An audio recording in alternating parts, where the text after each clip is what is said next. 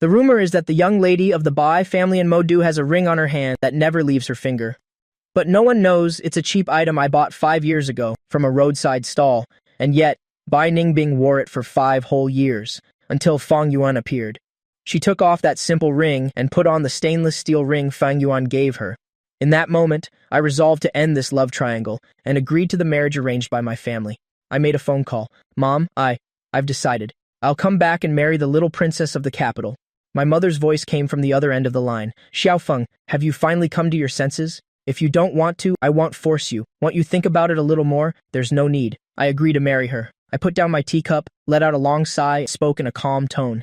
My mother asked again, what about Bai Ningbing? How do you plan to handle it? I'm going to divorce her. Give me a month. Once I've handled things here, I'll come back. After speaking, a bitter smile appeared on my face. After hanging up the phone, I looked up at the lawyer across from me. The lawyer pushed a file towards me. Mr. Lin, this is the newly drafted divorce agreement. Please take a look. I took a deep breath and signed. It's been 5 years. I'm finally about to end this loveless marriage. Mr. Lin, if you have no objections, after both parties have signed, and after the 1-month reconciliation period ends, this agreement will take effect. May I ask if your wife has arrived? The lawyer asked. I was looking over the detailed clauses of the agreement as I replied indifferently, she's not here yet, but I'll make her sign it. Very well, Mr. Lin. If there's anything you don't understand, feel free to call me anytime. The lawyer shook my hand, then stood up and left. Just then, the sharp click of high heels sounded from the door.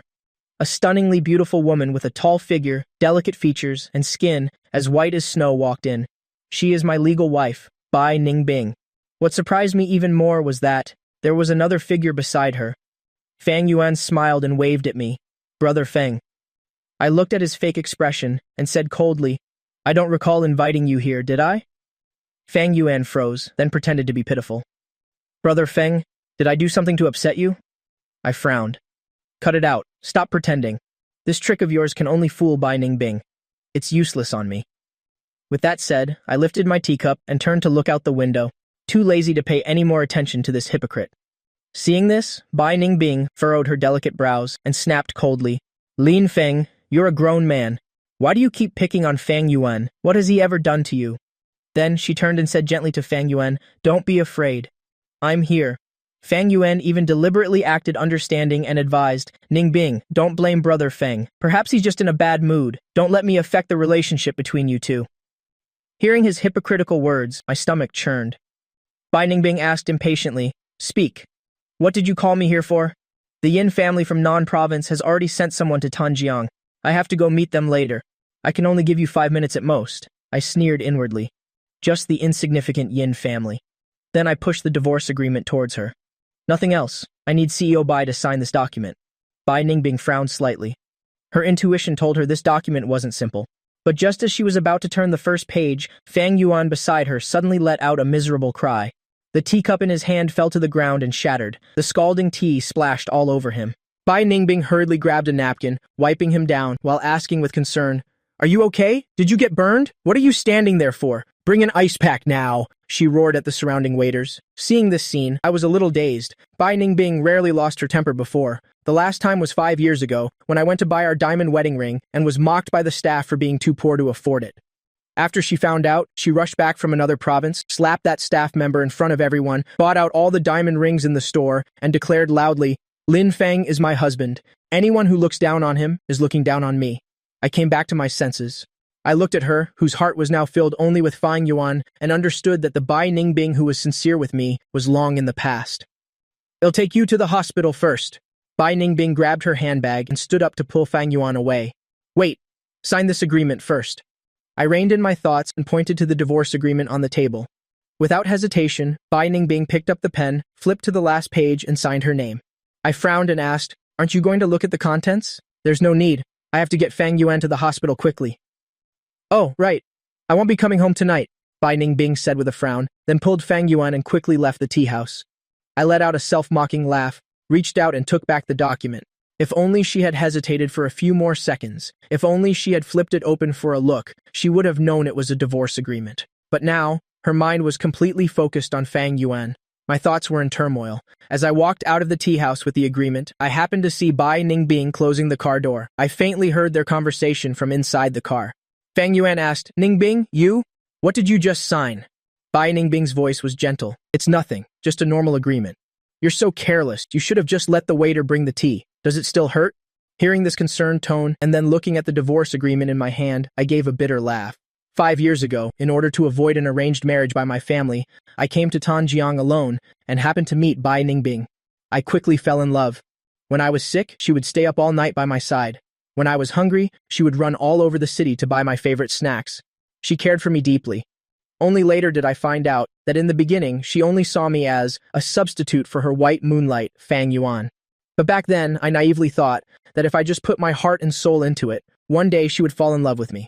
So, I took care of all the housework and looked after her meticulously. But the more devoted I was, the colder she became towards me.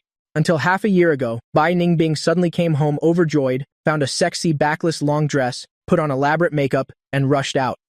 I later learned that day was when Fang Yuan, divorced, returned to the country. It was also the first time Bai Ningbing didn't come home all night. It's time to end it. I stood at the door, laughing helplessly and bitterly. I looked up at the azure sky and thought to myself that the family's arranged marriage might not be so bad after all.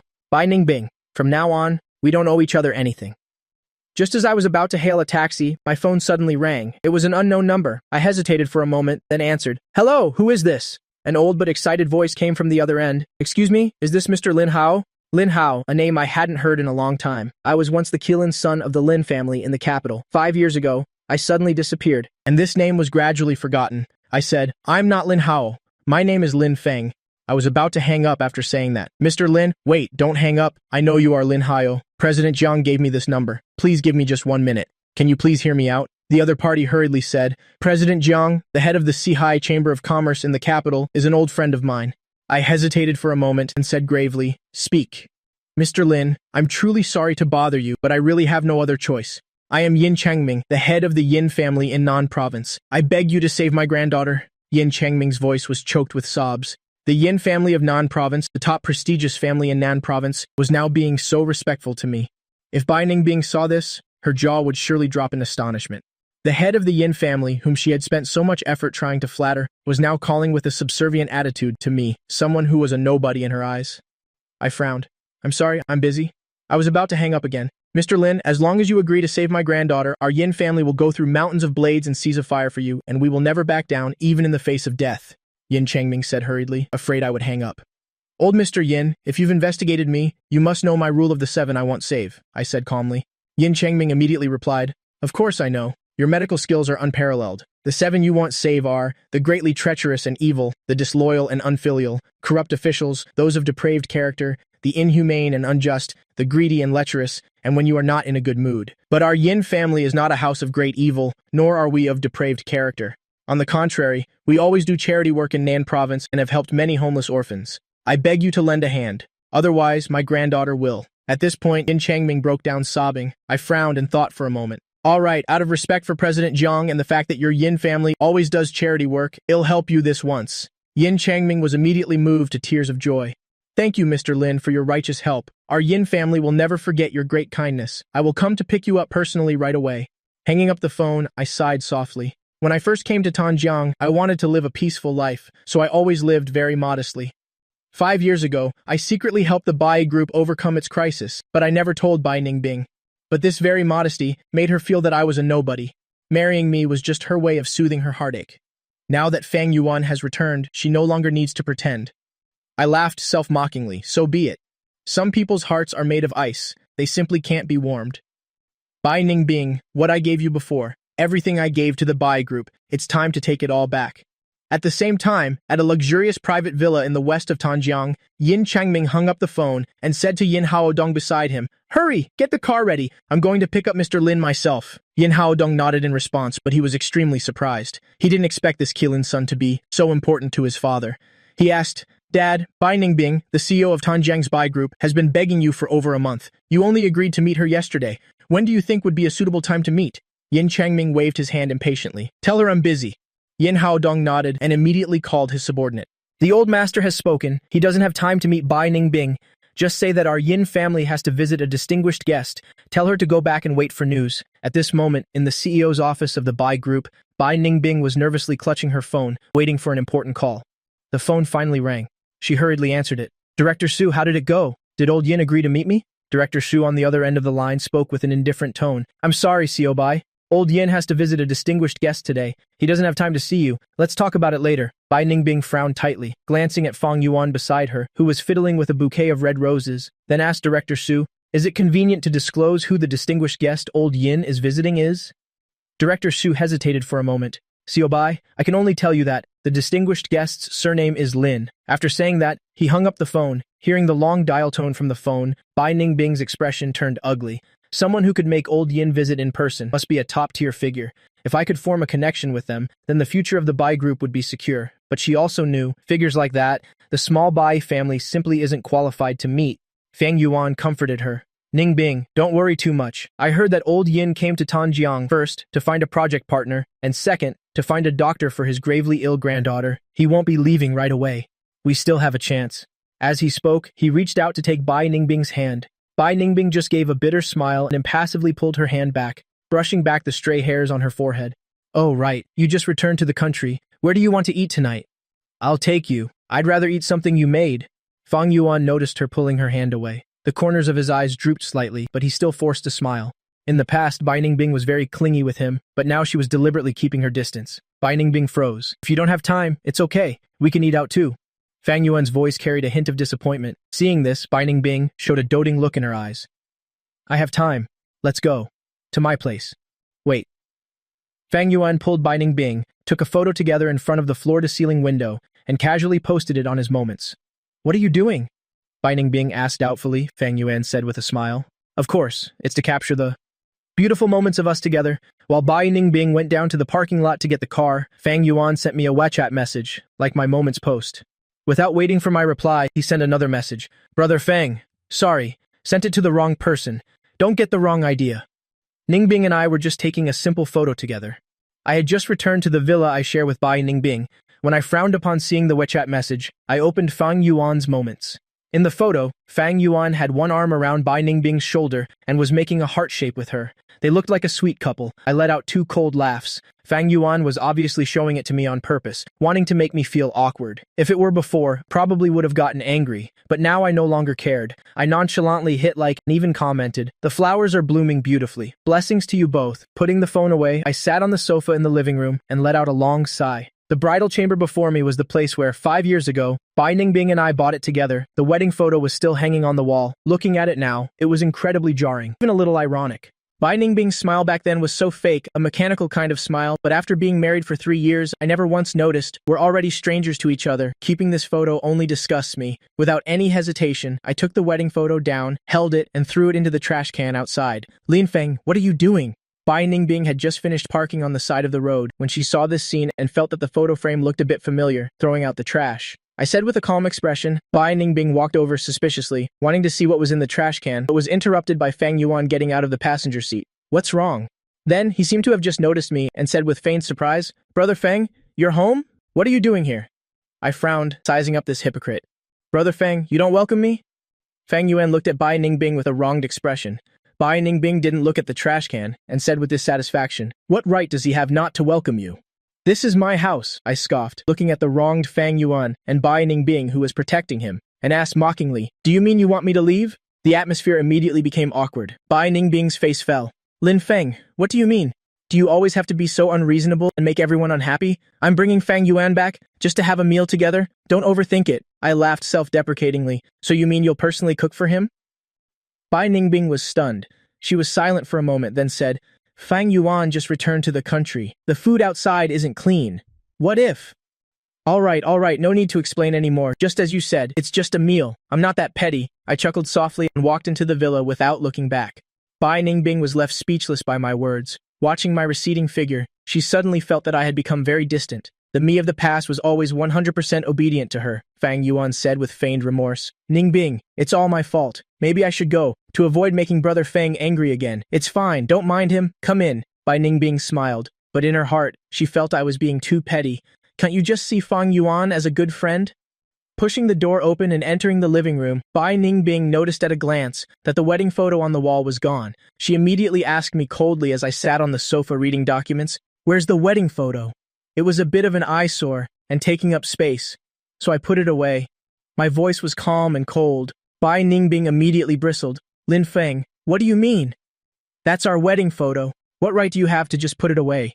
Hang it back up right now. I gave a cold laugh. It's in the trash can outside. Go dig it out yourself. After I said that, I just raised an eyebrow at her and said nothing more. She disregarded my feelings, brought Feng Yuan to our bridal chamber, and even wanted to cook for him personally, and now she's concerned about a wedding photo. I really can't understand it. I was even curious if she knew she had signed the divorce agreement, and that in a month, I would marry the young miss of the Tang family in the capital. What her reaction would be. I'm sorry. I'm tired, I said coldly. Bai Ningbing frowned slightly and was about to get angry when Fang Yuan came up from behind, peeking his head in to survey the house's layout, and asked with a smile, Ningbing, is this your and brother Fang's bridal home? It's not bad. I remember you once told me that, if we got married, we would decorate our bridal home just like this. The moment he finished speaking, the atmosphere in the living room instantly froze. Bai Ningbing's face stiffened, and she looked awkwardly at me sitting on the sofa. However, there wasn't a trace of dissatisfaction on my face. I didn't even ask a single question. In that moment, Bai Ningbing's heart ached. Lin Feng, I'm sorry. Fang Yuan also pretended to apologize. Brother Feng, I didn't mean it. But he couldn't hide the smugness in the depths of his eyes. I gave a cold laugh, my expression frigid. I said nothing more. All right, didn't you want to go cook for him? Then I won't disturb you anymore. I have somewhere to be, so I'll leave first. Where are you going? Bai Ningbing was a little worried. In the past 5 years, I had never been as unusual as I was today, so calm. This indifferent attitude made her restless, even a little panicked. To meet a friend, I said nonchalantly. Bai Ningbing frowned. A friend? What friend? Since when do you have friends? Why didn't I know, Xiao Bai? This is my personal business. I don't need to report it to you. I coldly walked out the main door. The sound of the door slamming shut made Bai Ningbing in the living room jump. Her expression grew even uglier, and she clenched her fists. Seeing that I had left, Fang Yuan said with a feigned sense of aggrievement, Ningbing, are you okay? Did I say something wrong to make Brother Fang angry? Should I go find him and bring him back? But the smugness and cold smile in his eyes had long since revealed his true intentions. Next would be his and Bai Ningbing's world for two.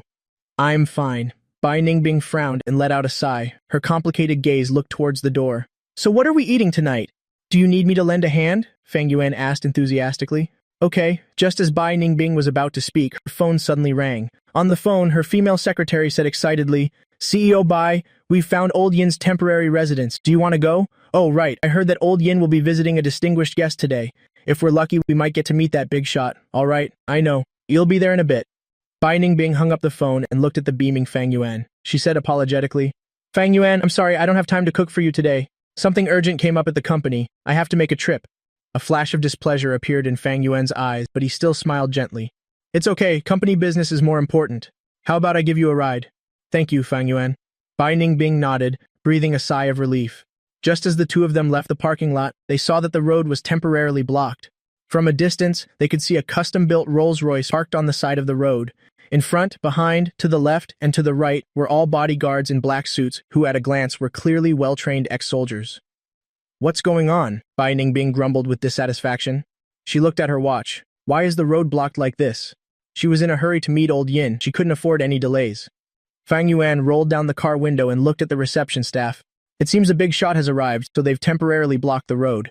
At this moment, a security guard noticed Bai Ningbing's car, walked over and said coldly, Excuse me, this area has been blocked off. Please take another route. Hello, I'd like to ask, who is in the car across the street? Bai Ningbing asked. The other party replied coldly, Old Yin of the Yin family from Nan Province. What? Bai Ningbing's face changed drastically, shocked. I can't believe it's Old Master Yin. She suppressed the excitement in her heart and hurriedly asked, Old Master Yin, are you waiting for someone?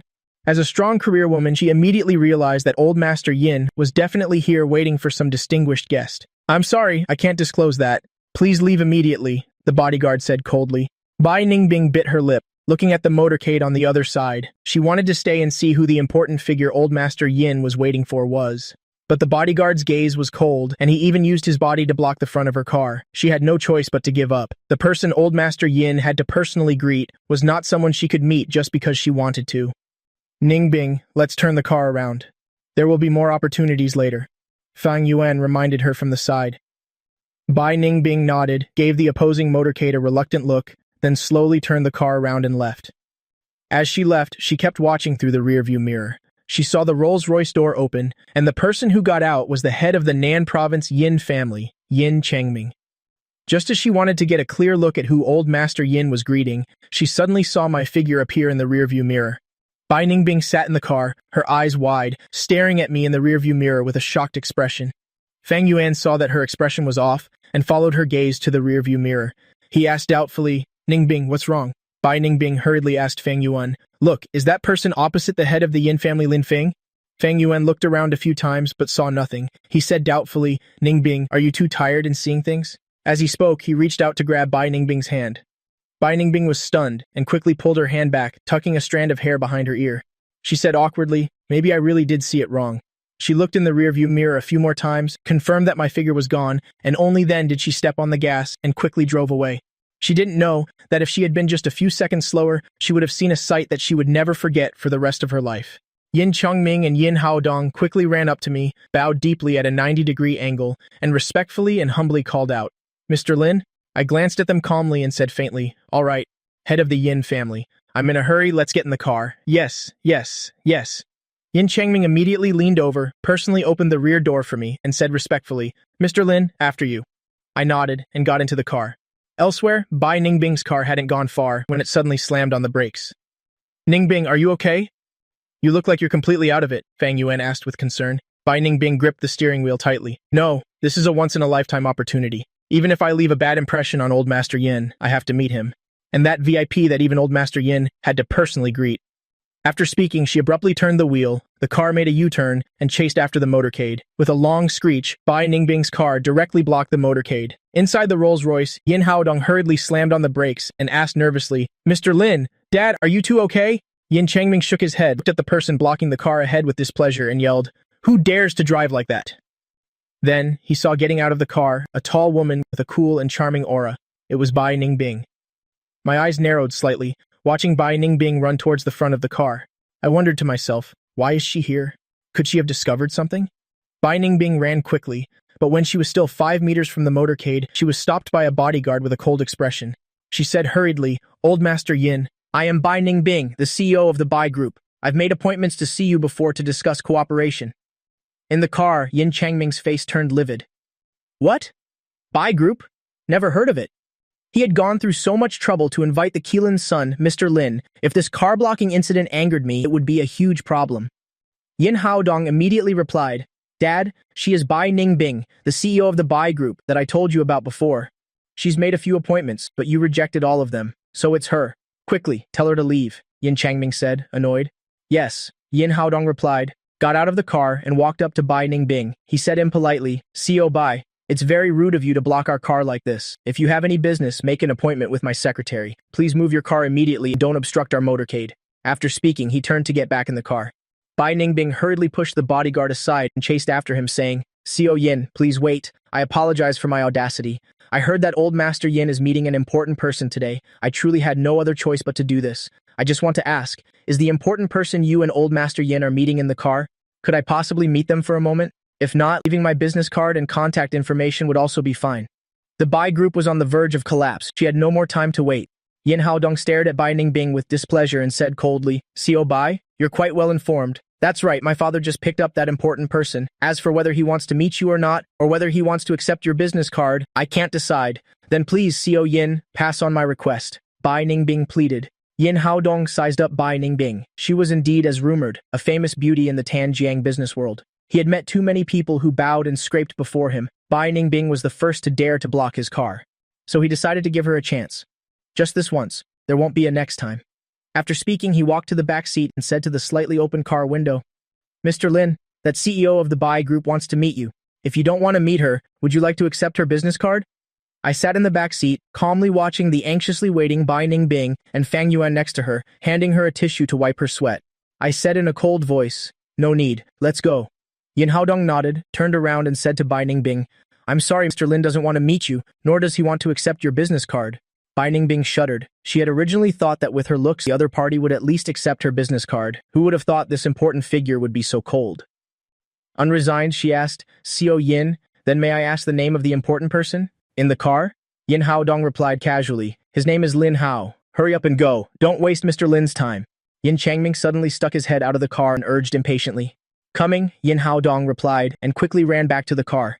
The motorcade slowly started moving. As the car passed by Bai Ningbing, the car window was slowly closing. In that instant, Bai Ningbing saw through the crack of the window the side profile of the man sitting next to Yin Changming. She was slightly startled. How can he look so much like Lin Feng? Impossible. She quickly took out her phone, wanting to call me. Fang Yuan got out of the car and came over, asking, Ningbing, what's wrong? Fang Yuan, look into this for me. The distinguished guest that old Master Yin greeted today. Is he a big shot from Jingcheng? Bai Ningbing asked. Fang Yuan looked at the distant motorcade and said, I heard that old Master Yin was greeting a big shot from Jingcheng. Ningbing, did you really see it wrong? Bai Ningbing was stunned. Could it be that I really did see it wrong?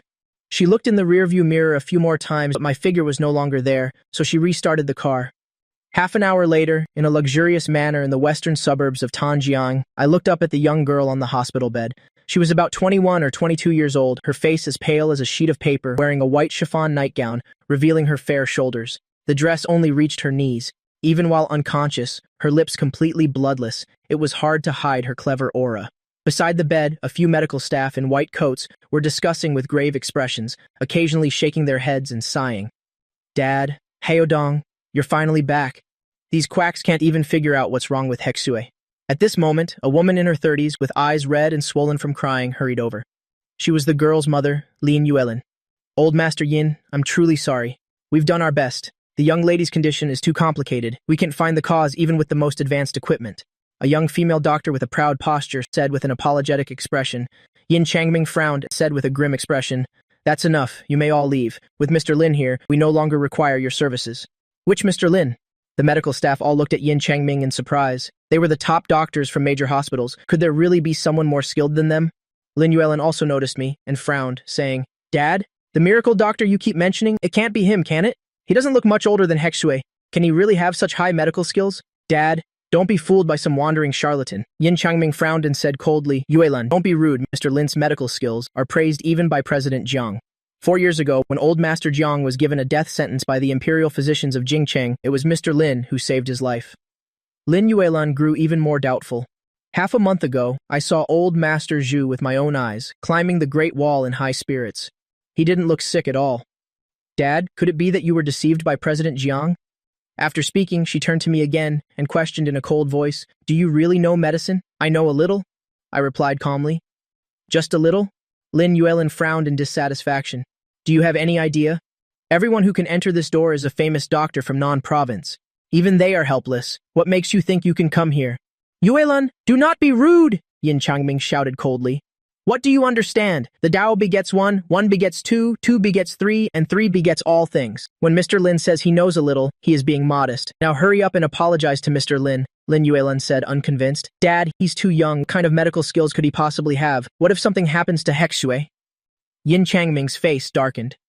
Nonsense. Hurry up and step aside, Yuelin. Apologize to Mr. Lin now. Yin Haodong also tried to placate her. Stop making a scene. Why should I apologize to him? Not unless he can prove his medical skills. Lin Yuelin continued to shout.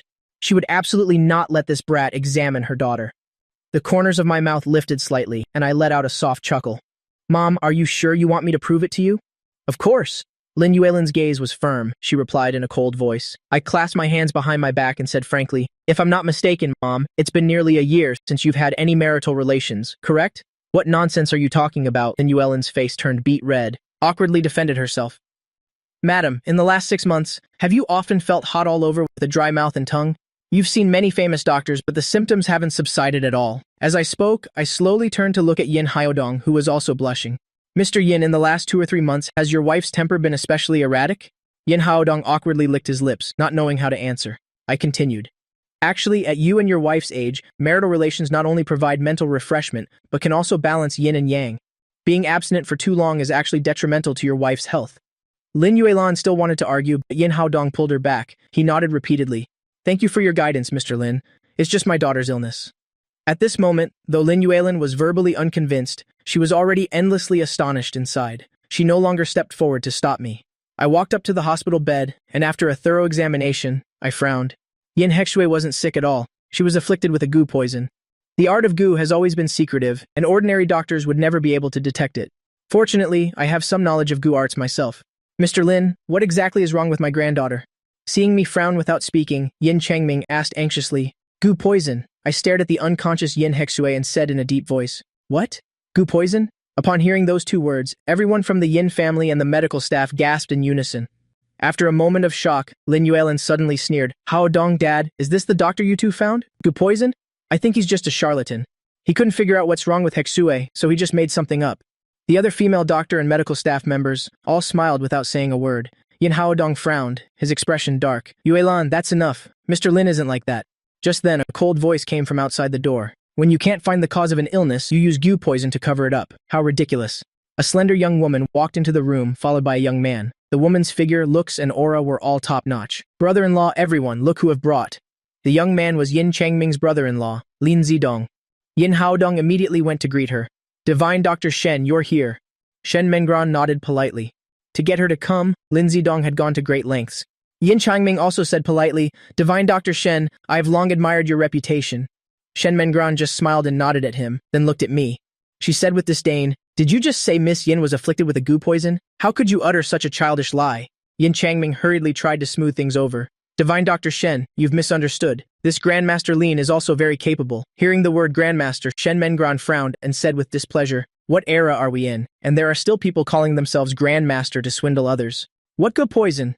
I don't care who you are. Deceiving a patient's family like this is a morally reprehensible act."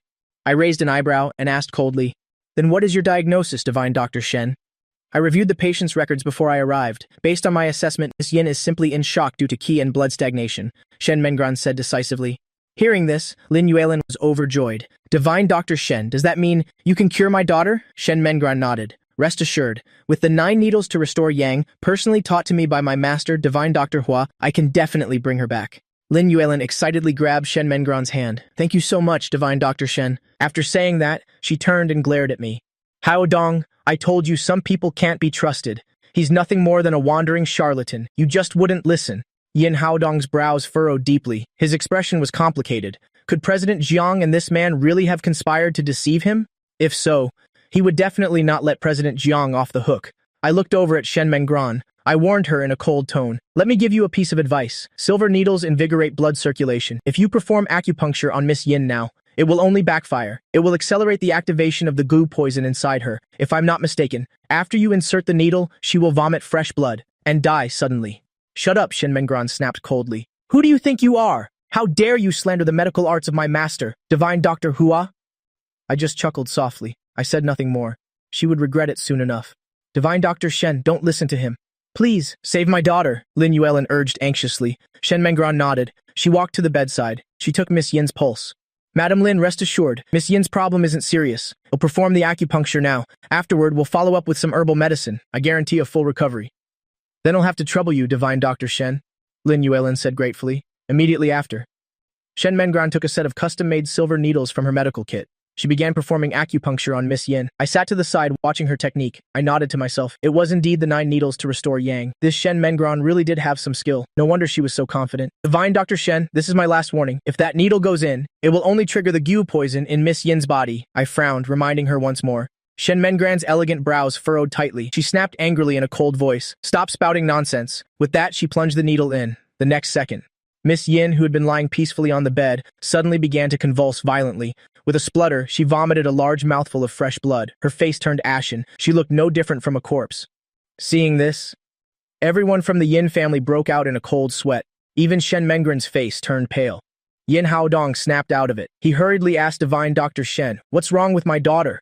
Shen Mengran was drenched in a cold sweat. Her face was a mask of confusion. "How could this be? Co Yin, I'll try another needle." With that, she tremblingly picked up a silver needle, but she couldn't bring herself to insert it. She was afraid Miss Yin would vomit blood again. "Divine Dr. Shen, what are you standing there for? Hurry and save her," Yin Haodong cried out anxiously. Shen Mengran's head was covered in cold sweat. She shook her head, her face pale. "It's no use. Co Yin, there's nothing I can do. Your daughter's condition is critical. You should prepare for the worst." When the Yin family heard this, their faces all turned pale with horror.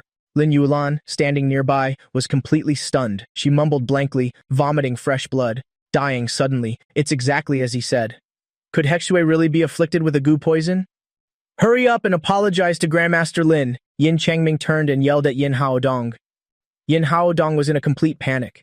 It took him a long moment to come to his senses. He turned and walked towards me. Seeing this, Shen Mengran quickly blocked his path. Seo Yin, you're not actually going to believe him, are you? He's just a charlatan, shut up. Yin Haodong's eyes blazed with fury. He glared at Shen Menguan. He gritted his teeth. Shen Menguan, the truth is right in front of you. If anything happens to my daughter today, even if you're the disciple of divine Dr. Hua, he'll make you pay with your life. Shen Menguan stumbled back in fear, no longer daring to stand in his way. Yin Haodong dropped to his knees with a thud. Mr. Lin, before, my wife and I were at fault. I'm begging you, please save my daughter. Lin Yulan also fell to her knees, crying, Mr. Lin, I was wrong. Please be magnanimous. Forgive my ignorance. Yin Changming clasped his hands toward me. His old eyes were filled with pleading. Mr. Lin, CEO Yin, please get up. I frowned slightly. Since I already promised old Mr. Yin, I won't just stand by and watch.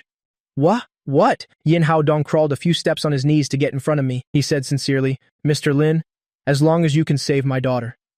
I would walk through fire and climb a mountain of blades. I shook my head slightly. I helped Yin Haodong to his feet. I frowned.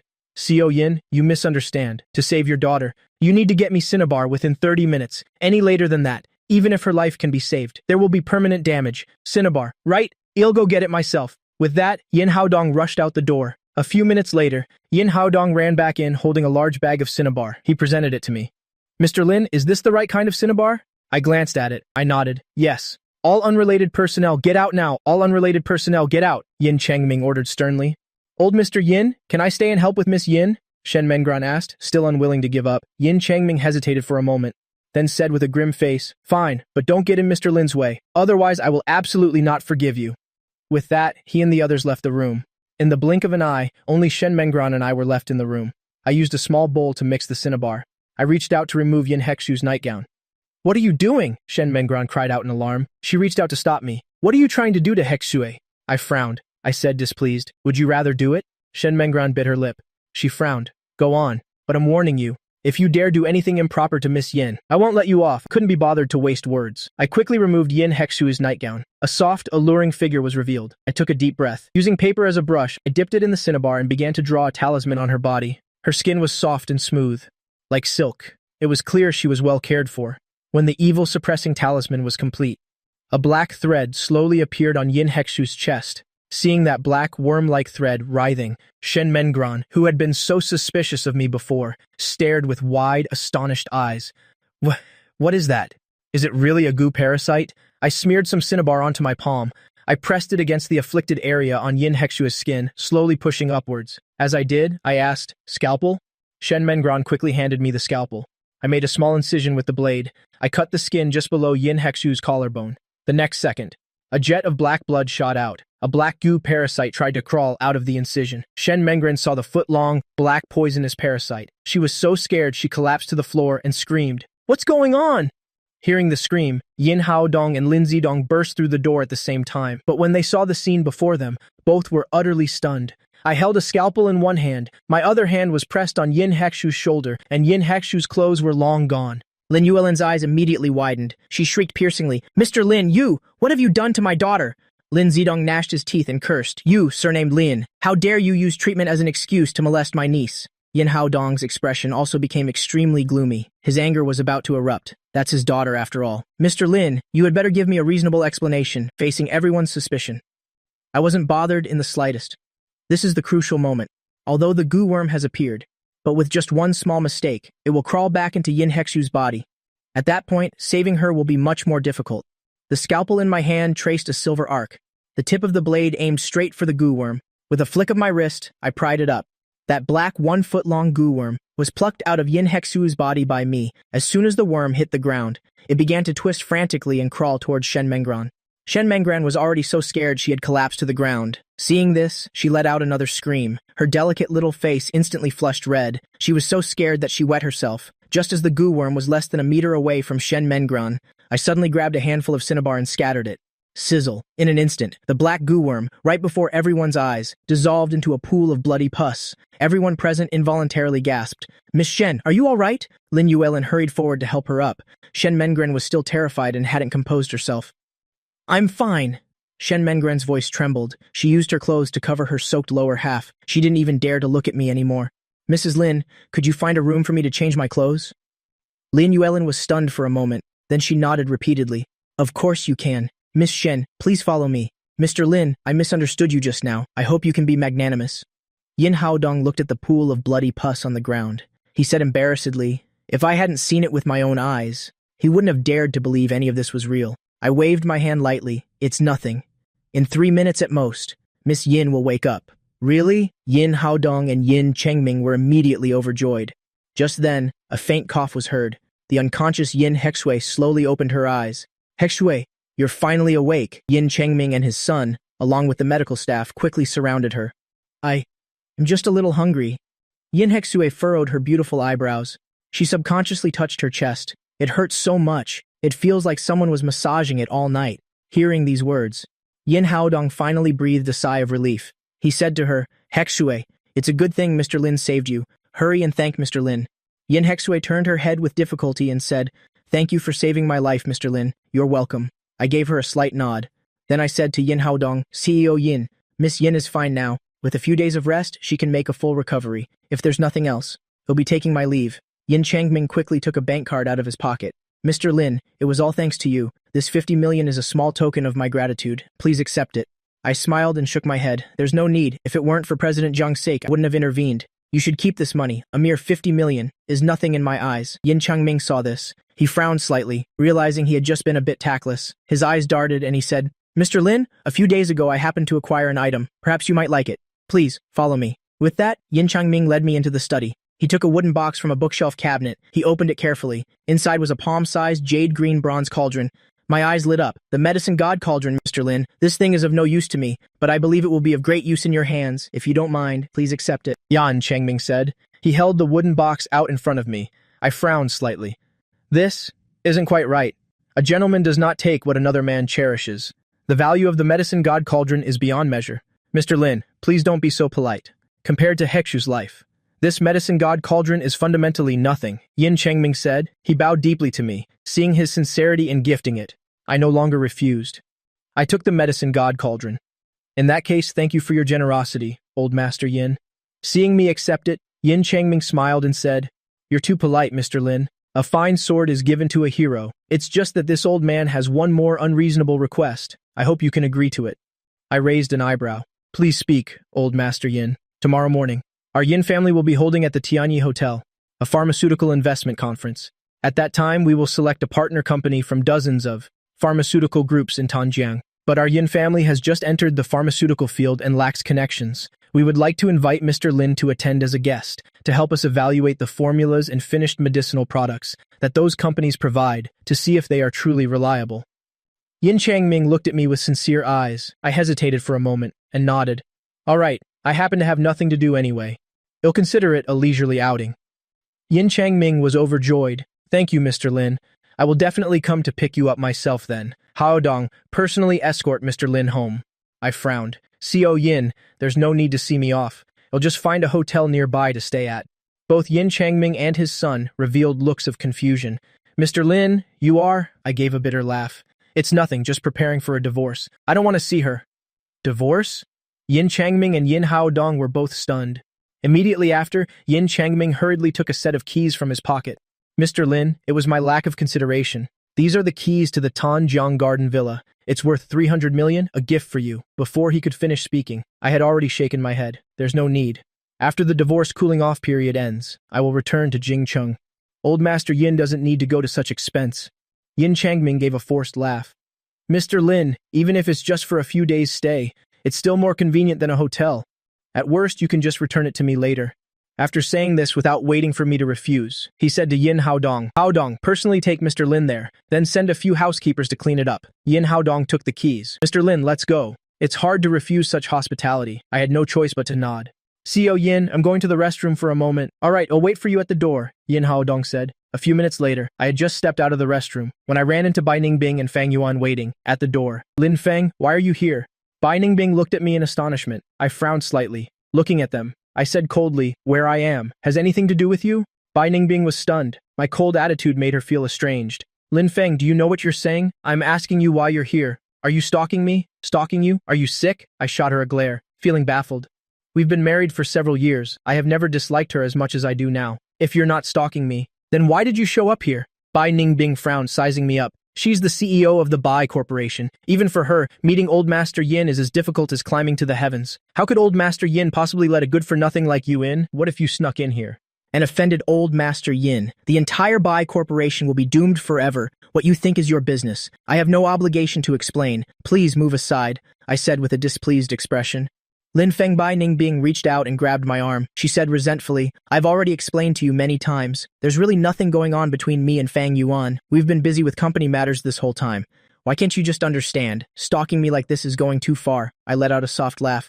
So busy you don't even come home to sleep? You two can take your time being busy. I have things to do, so I'm leaving. After saying that, I intended to leave. Fang Yuan blocked my path. He said with a gentle smile, Brother Feng, perhaps you've really misunderstood me and Ningbing. We really are busy with proper business. Besides, that night, I shot him a cold glance and interrupted coldly. What you two did that night, I have no interest in hearing about it.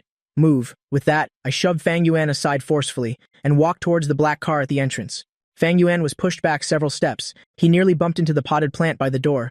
Fortunately, Bai Ningbing quickly pulled him back. Fang Yuan, are you okay? Fang Yuan said with a wronged expression. I'm fine.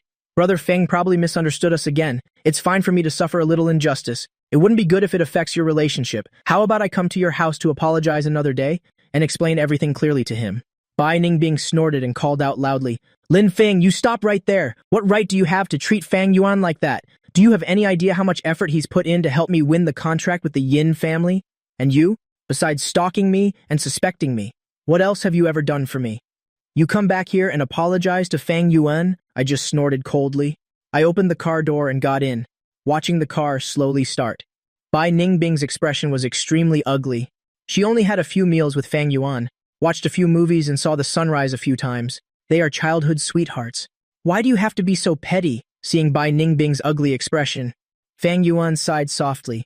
Ningbing, don't blame Brother Feng anymore. I think he might have heard about your company's situation, so he came to find connections because he wanted to help. It's just that his methods are a bit self-righteous. If he were to offend Old Master Yin, then all our efforts during this time would go down the drain. Speaking of which, he deliberately sighed with regret. Let's not talk about it. Bai Ningbing was pale with anger. She clenched her fists. If he were even half the man you are, he wouldn't do such reckless things. She was truly exhausted right now. It's one thing for him to not be able to help, but he even goes around causing trouble. She didn't know how to maintain this marriage anymore. Just as Bai Ningbing was lost in thought, Fang Yuan's phone suddenly rang. He looked at the caller ID. A look of joy appeared on his face. It's Manager Shu calling. Hurry and answer. Ask him if he can find a way for us to meet Old Master Yin. Bai Ningbing's annoyance was swept away. She said, full of expectation. Fang Yuan pressed the answer button. Manager Xu, you were looking for me? On the phone, Manager Shu said, do you want to cooperate with our group? Tomorrow morning at 10 a.m. at the 11th floor conference hall of Tianyi Hotel. Old Master Yin and CEO Yin will personally preside over the signing ceremony. Whether you can sign the deal or not will depend on yourselves. He hung up right after speaking. Fang Yuan put his phone away. He said with a serious tone, Manager Xu informed us to go to attend the signing ceremony tomorrow morning. Old Master Yin and CEO Yin probably want to select a partner company on the spot at the conference. We have to present 1 or 2 special products. Otherwise, it will be very difficult to stand out. Special products? Bai Ningbing was a bit awkward. Suddenly, her eyes lit up. Our company has a beauty cream. It can remove scars in a short time.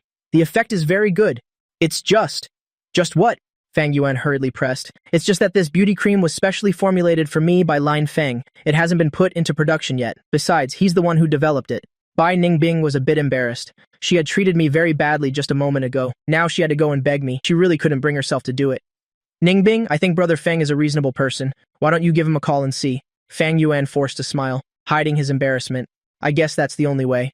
Bai Ningbing took a deep breath and took out her phone to call me, but the call was disconnected as soon as it connected. She was so angry her hands were shaking. She called again more than 10 times. Each time the call was immediately disconnected. Ningbing, stop calling.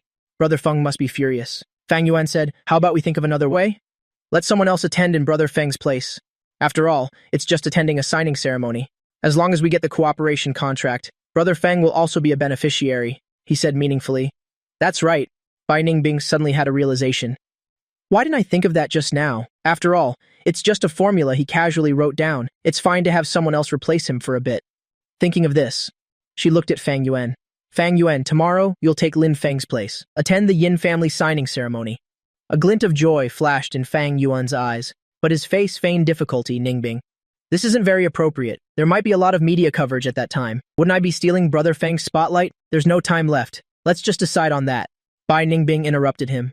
We must win the cooperation with the Yin family. I think even if Lin Feng finds out, he won't mind. After all, this is for the company's development. As soon as Bai Ningbing and Fang Yuan returned to the company, they called the head of the R&D department into the office. I remember over a year ago, Lin Feng, did he ever give you that formula? The one that can remove scars? Bai Ningbing asked seriously. The head of the R&D department, Chen Hao, nodded repeatedly. Of course I remember. I still have it stored here. Turn this formula into a finished cream overnight. Then give the ingredient list to Fang Yuan to look over, Bai Ningbing said. Chen Hao frowned. CO Bai, Mr. Lin said. This formula still has flaws. It can't be mass-produced and sold. Before Bai Ningbing could speak, Fang Yuan said with a stern face, Director Chen, let me ask you, who owns this company? Who pays your salary? Chen Hao bit his lip, troubled. He lowered his head. CO Bai told you to quickly make the formula. It's to win the cooperation with the Yin family. It affects the future of the Bai group. As a company employee, you should give your all for the company's development, understand? After Fang Yuan finished speaking, he turned back to look at Bai Ningbing. Ningbing, am I wrong? Bai Ningbing smiled at Fang Yuan, then said to Chen Hao, Director Chen, just do as I say. Chen Hao took a deep breath and had no choice but to nod. All right, I'll get on it right away. After saying that, he quickly walked out of the office. But he couldn't shake the feeling that something was wrong. I had said the formula had flaws, but I didn't specify what the flaws were. At this time, in the Namjiao Villa, I was on a video call with a middle-aged man on the other end. The man on the screen was over 40 years old. He had a dignified appearance. It was my father, Lin Guolong. Xiaofeng, old Master Tang, has suddenly fallen gravely ill. The matter of your marriage to the young miss of the Tang family, I'm afraid it will have to be postponed for a while. Lin Guolong looked at me with a heavy expression. He paused for a moment, then spoke again. If you don't have anything important going on, you should come back quickly to treat old Master Tang. Perhaps? Before he could finish, I interrupted him. Dad, I don't owe the Tang family anything. Agreeing to marry her was only to save face for you and Grandpa. Why should I go all that way back to treat old Master Tang? Seeing me refuse so bluntly, Lin Guolong understood his son's temperament. He didn't say any more. Fine, if you won't treat him, you won't treat him. Oh, right, when are you coming back? A month or a month and a half, I said thoughtfully. Why so long? It's not because of that woman, is it? Lin Guolong frowned. His tone was a bit displeased. Because of her? I chuckled softly. I wouldn't waste a month because of her. As for the specific matter, Dad, don't ask anymore. Just take good care of Mom. I have another call coming in. I'm hanging up now.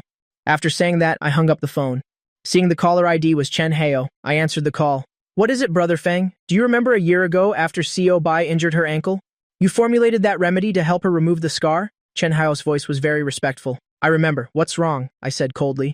CO Bai told me to immediately turn that formula of yours into a cream, and also said, Chen Hao explained all of Bai Ningbing and Fang Yuan's intentions. He recounted Bai Ningbing's and Fang Yuan's plan to me in detail. I chuckled and shook my head. It's fine, just do as they say. I have my own way of handling it. This cream won't make it to the market. Ah, then I'm relieved. Sorry to bother you, Brother Feng. After speaking, Chen Hao hung up. I put down the phone. I was just about to get up and find something to eat in the kitchen. The phone rang again. The caller ID showed Lin Qingyue. I frowned. She is Bai Ningbing's best friend, and also the CEO of Lin Pharmaceuticals. Years ago, she pursued me along with Bai Ningbing. It's just that I chose Bai Ningbing in the end. After getting married, I almost never contacted her again. After hesitating for a moment, I still answered the phone. I thought you wouldn't answer my call again. A clear female voice came from the other end. If you have something to say it quickly. I'm still hungry. I frowned. Treating the young miss of the Yin family this afternoon drained quite a bit of my energy. I'm really hungry now. What a coincidence, I'm hungry too. How about we go get a meal together? Lin Qingyue seized the opportunity to suggest. Not going. I refused decisively. Back when Lin Qingyue was pursuing me, she did a lot of crazy things. I don't want to get involved with her anymore. Aren't you already planning to divorce? Why are you still keeping such a distance? Lin Qingyue said, dissatisfied. How do you know? I was full of surprise.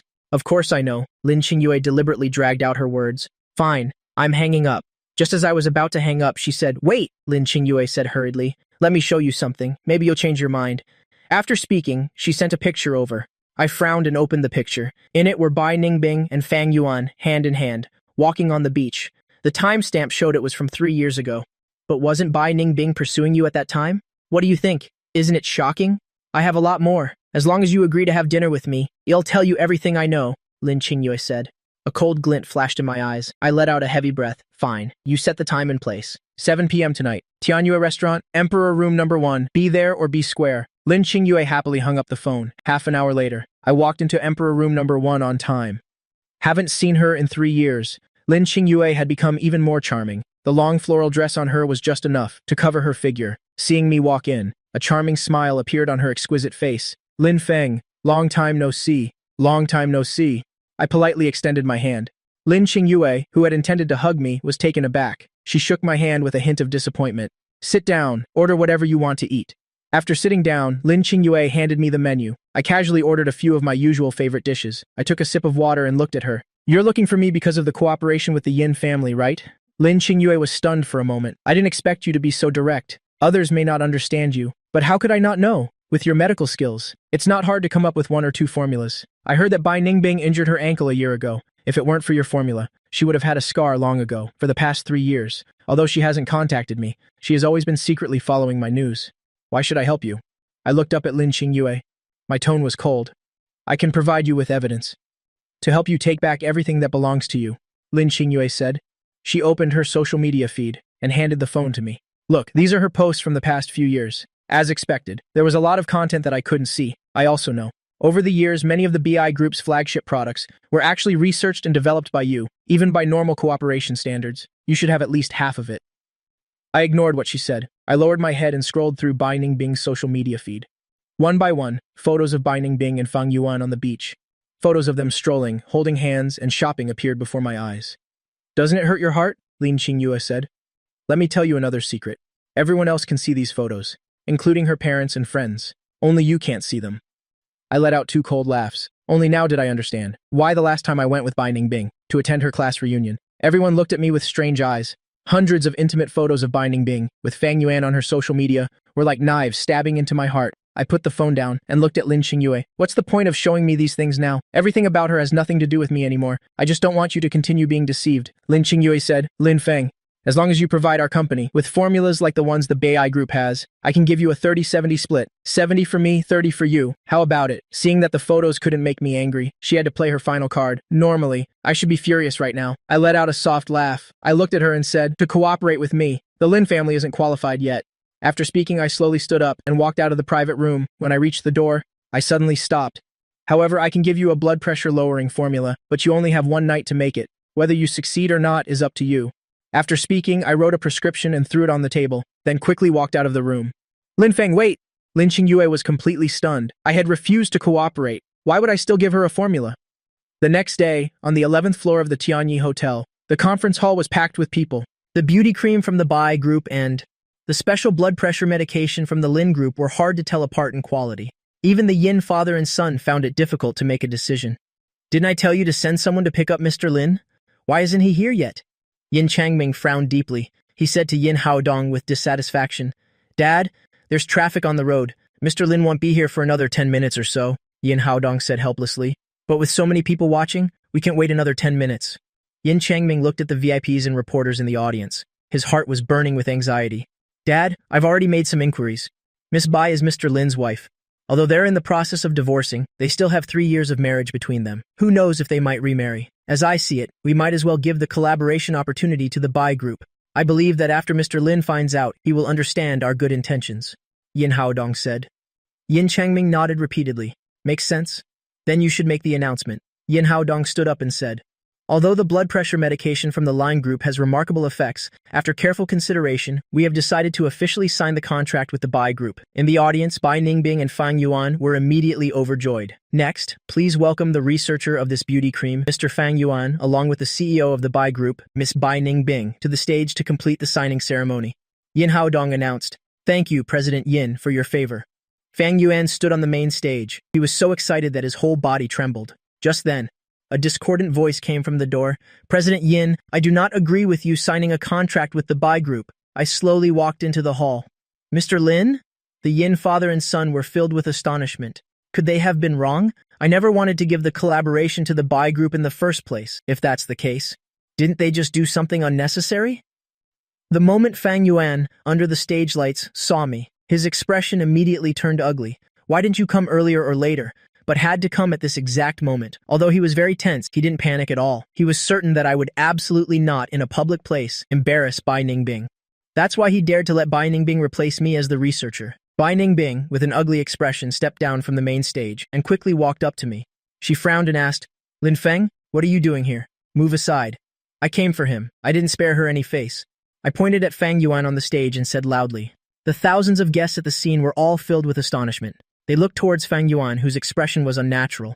Fang Yuan saw that I was disregarding Bai Ningbing's feelings. His heart tightened. Brother Feng, can we talk about our misunderstanding at home? Today is very important for Ningbing and the Bai group.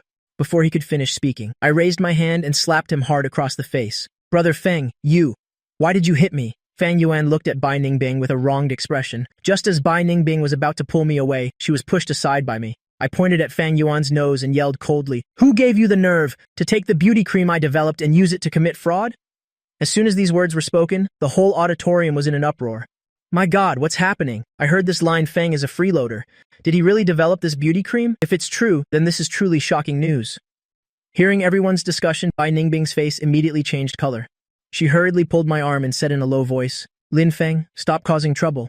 Whatever it is, let's talk about it at home. Don't, on such an important occasion, make me and Fang Yuan lose face, okay? Get lost. I shook her hand off. I walked up to Fang Yuan and said coldly, Fang Yuan, I'm warning you. Stealing someone else's research is against the law. If you don't want to go to jail, then tell the truth in front of all the media. Fang Yuan's face immediately turned pale.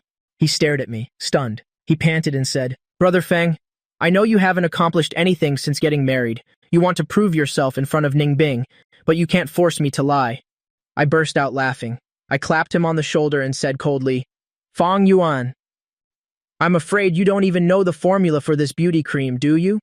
Even if you had the full formula, you wouldn't understand how to compound traditional Chinese medicine.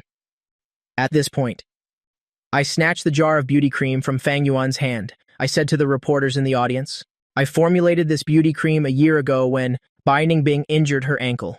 It can indeed remove scars, but it uses a traditional Chinese medicinal herb called Wu Si Teng. This herb contains a lot of melanin.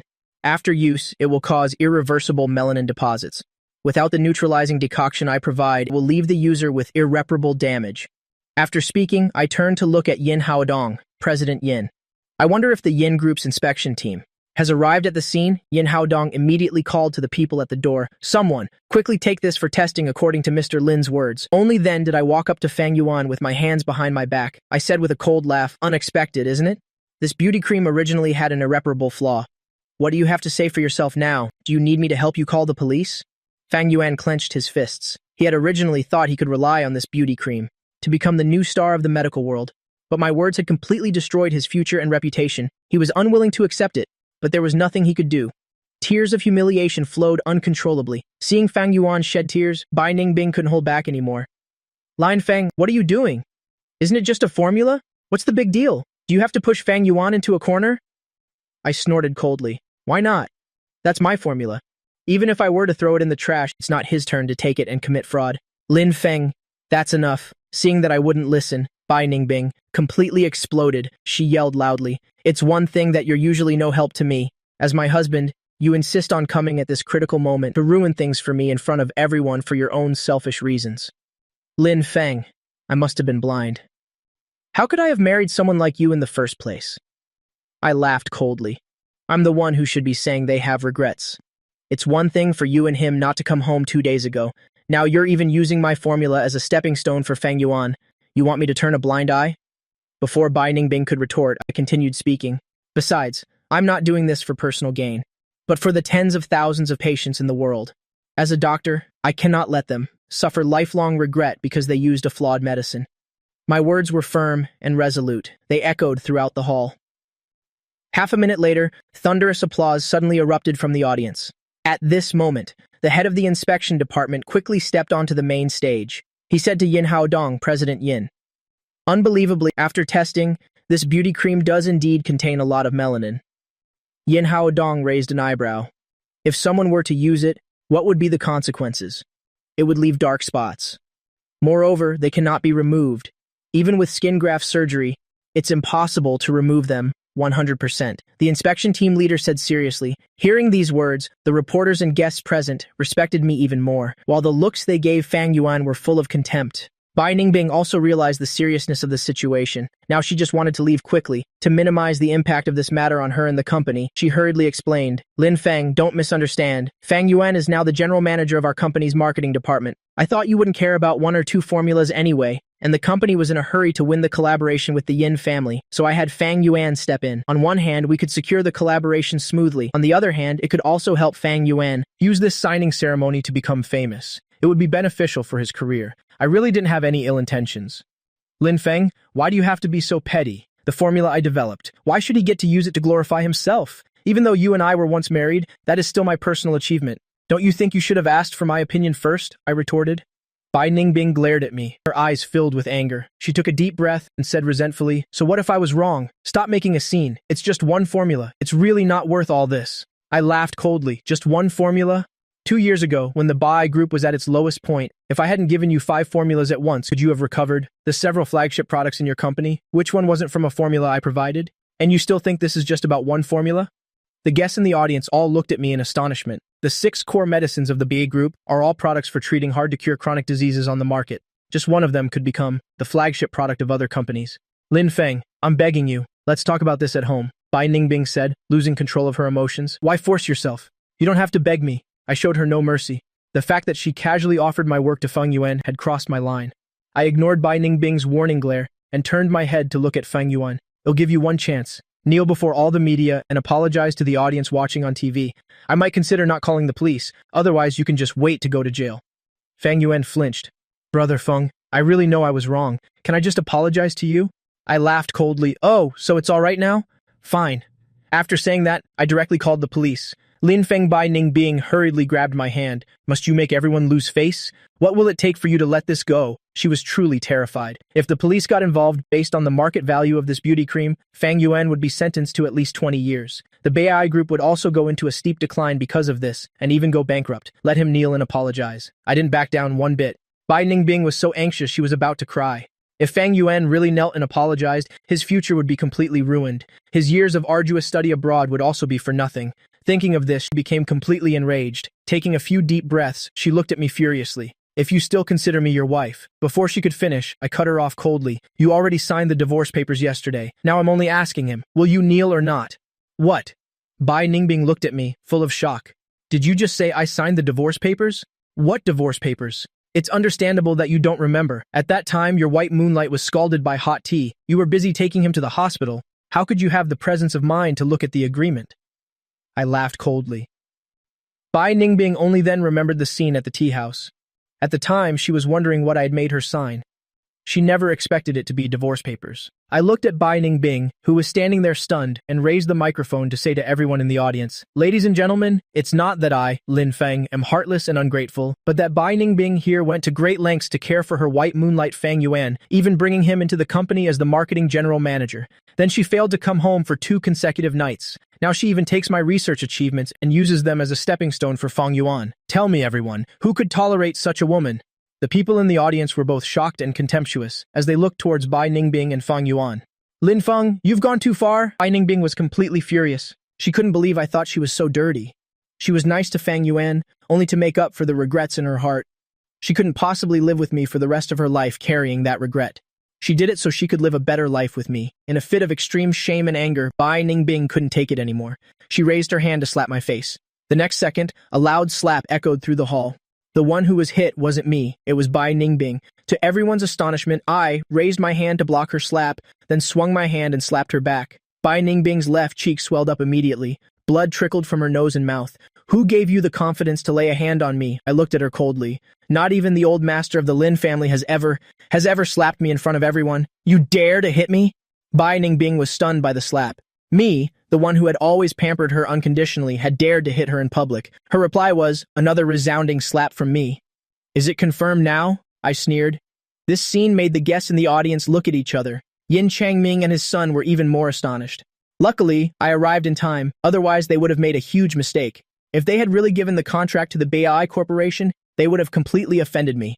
No, after this press conference, I must have all companies associated with the Yin family sever all ties with the Bai Corporation. Bai Ningbing held her face, tears streaming down. Lin Feng, are you still the man who spoiled me to the heavens? Married for 3 years, let alone hitting me, you never even raised your voice at me. No matter how stubborn I was, you were always gentle and polite. Cut the crap, Fang Yuan. Are you going to kneel or not? Just give me a straight answer. I couldn't be bothered with her anymore and loudly questioned Fang Yuan. It was the first time Fang Yuan, in front of so many people, was questioned like this. His eyes welled up with tears threatening to fall. Bai Ningbing wiped her tears, forced a smile, and walked up to me, pleading in a low voice. Honey, I'm begging you, don't let Fang Yuan lose face in front of everyone, okay? If he kneels, his future will be truly ruined. How could he make a name for himself in the medical field after this? I chuckled softly, ignoring Bai Ningbing, and looked at Fang Yuan. What's wrong? Didn't you always claim to be a great talent returned from abroad? All you can do is hide behind a woman and cry? Are you even a man? Cut the crap. Kneel or not. Give me a straight answer. Bai Ningbing took a deep breath and said patiently, Lin Feng, I'm begging you, please don't pursue this any further. Fang Yuan just returned to the country. He's just started to build a foundation for his career. I impatiently cut Bai Ningbing off. I didn't want to get into it with you this much at first, but you've successfully pissed me off. With that, I picked up the microphone and pointed at Bai Ningbing. You should remember that 2 years ago I gave 5 formulas to your Bai Corporation, right? And last summer, that heart disease formula that you demanded from me. Now I am formally demanding you to immediately stop the production of these 6 medicines, and within 1 week, you must return the patent rights for these 6 formulas. Otherwise, the BAI Corporation can wait for a letter from my lawyer.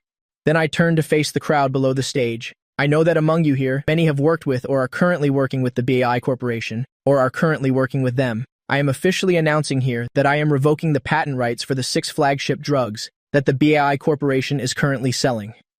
If any company continues to sell the related products, I will hold them accountable for copyright infringement.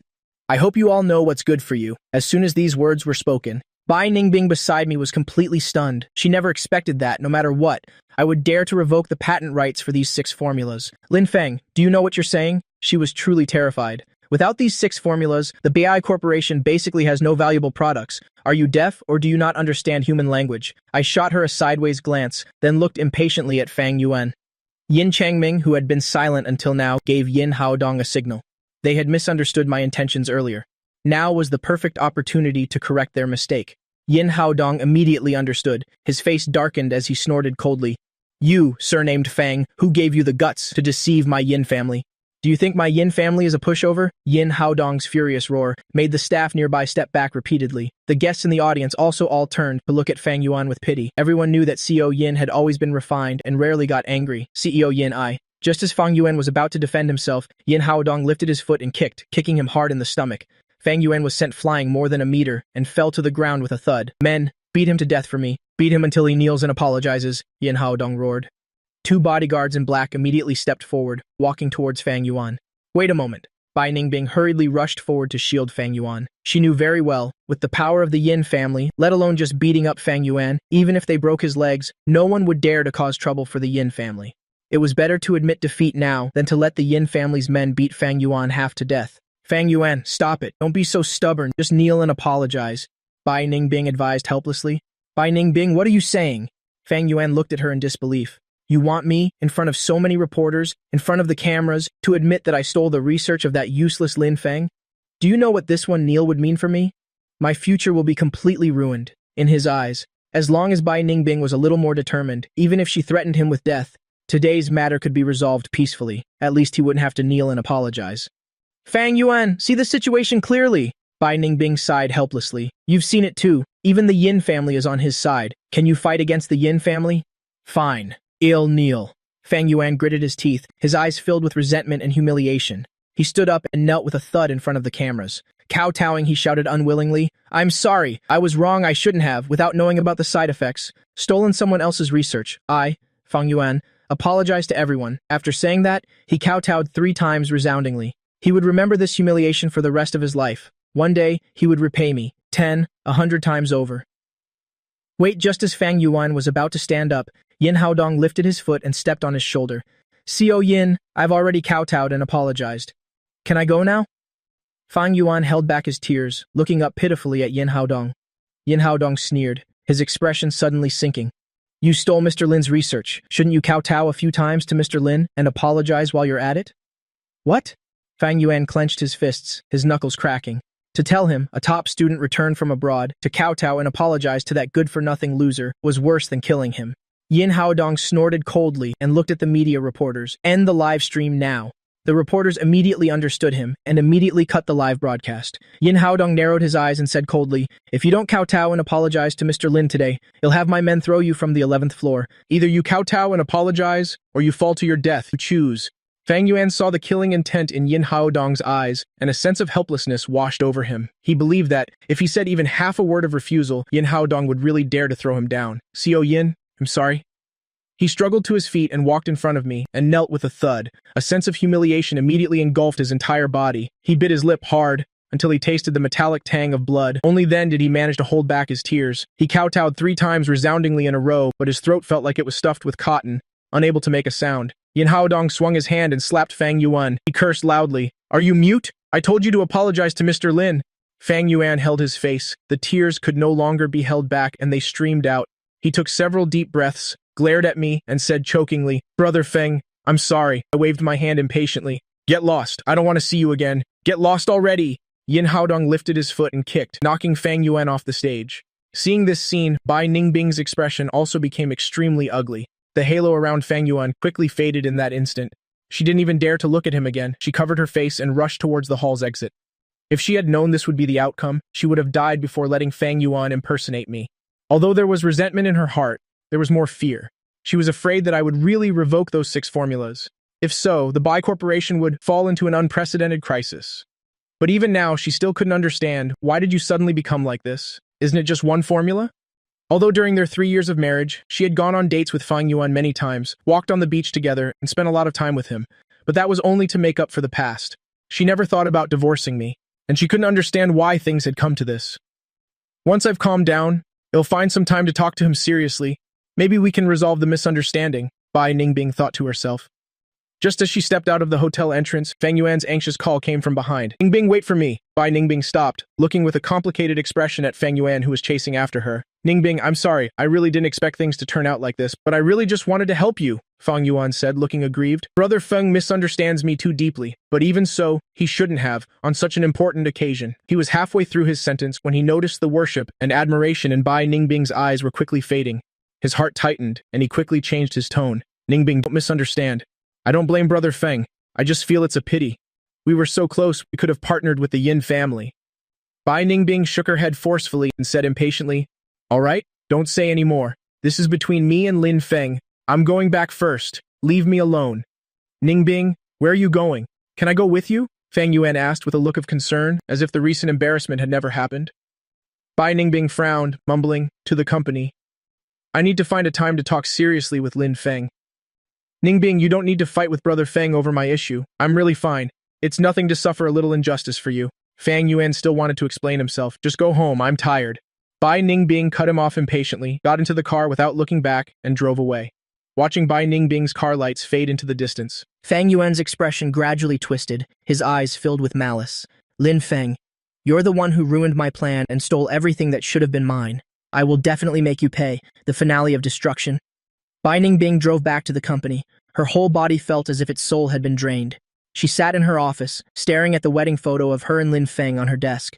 This was the only photo she kept in her office. Lin Feng in the photo had a gentle smile. His eyes were full of her, but thinking back now, that smile held so much that she had never paid attention to. "President Bai." The secretary knocked and entered. "Director Chen wants to see you." Bai Ningbing rubbed her temples. "Let him in." Chen Hao pushed the door open and walked in, a complicated look on his face. "President Bai, about those 6 formulas. I know what you want to say." Bai Ningbing interrupted him. "Lin Feng is just angry right now. Once he cools down, I will talk to him." Chen Hao was silent for a moment, then sighed. "President Bai, there's something I've kept to myself for a long time, and I must say it today." Bai Ningbing frowned. "What do you want to say? Do you know how much Mr. Lin has contributed to the Bai Corporation over the years?" Chen Hao looked straight at her. "Besides those 6 flagship products, there are 17 other backup formulas, all provided by Mr. Lin for free. He never asked for anything in return, only because you are his wife." Bai Ningbing was stunned. 17? Weren't there only 6? Chen Hao smiled bitterly. "Those 11 other formulas," Mr. Lin said, to wait until the company was stable before gradually releasing them. He was afraid that releasing too many at once would put too much pressure on you. He always said, "As long as Ningbing is happy, nothing else matters." Bai Ningbing's heart felt like it had been hit by something heavy. She remembered Lin Feng waking up early every day to make her breakfast, remembered him quietly bringing her late-night snacks when she worked overtime, remembered him staying up all night to take care of her when she was sick. She had once taken these moments for granted, but now they were like knives stabbing her heart. There's one more thing. Chen Hao hesitated for a moment. 3 years ago, when you injured your ankle, the wound was actually very severe and would have left a scar. To formulate that skin cream, Mr. Lin stayed up for 7 consecutive nights and tested it hundreds of times. He said you love beauty and couldn't let you have any flaws on your body. Bai Ningbing's eyes turned red.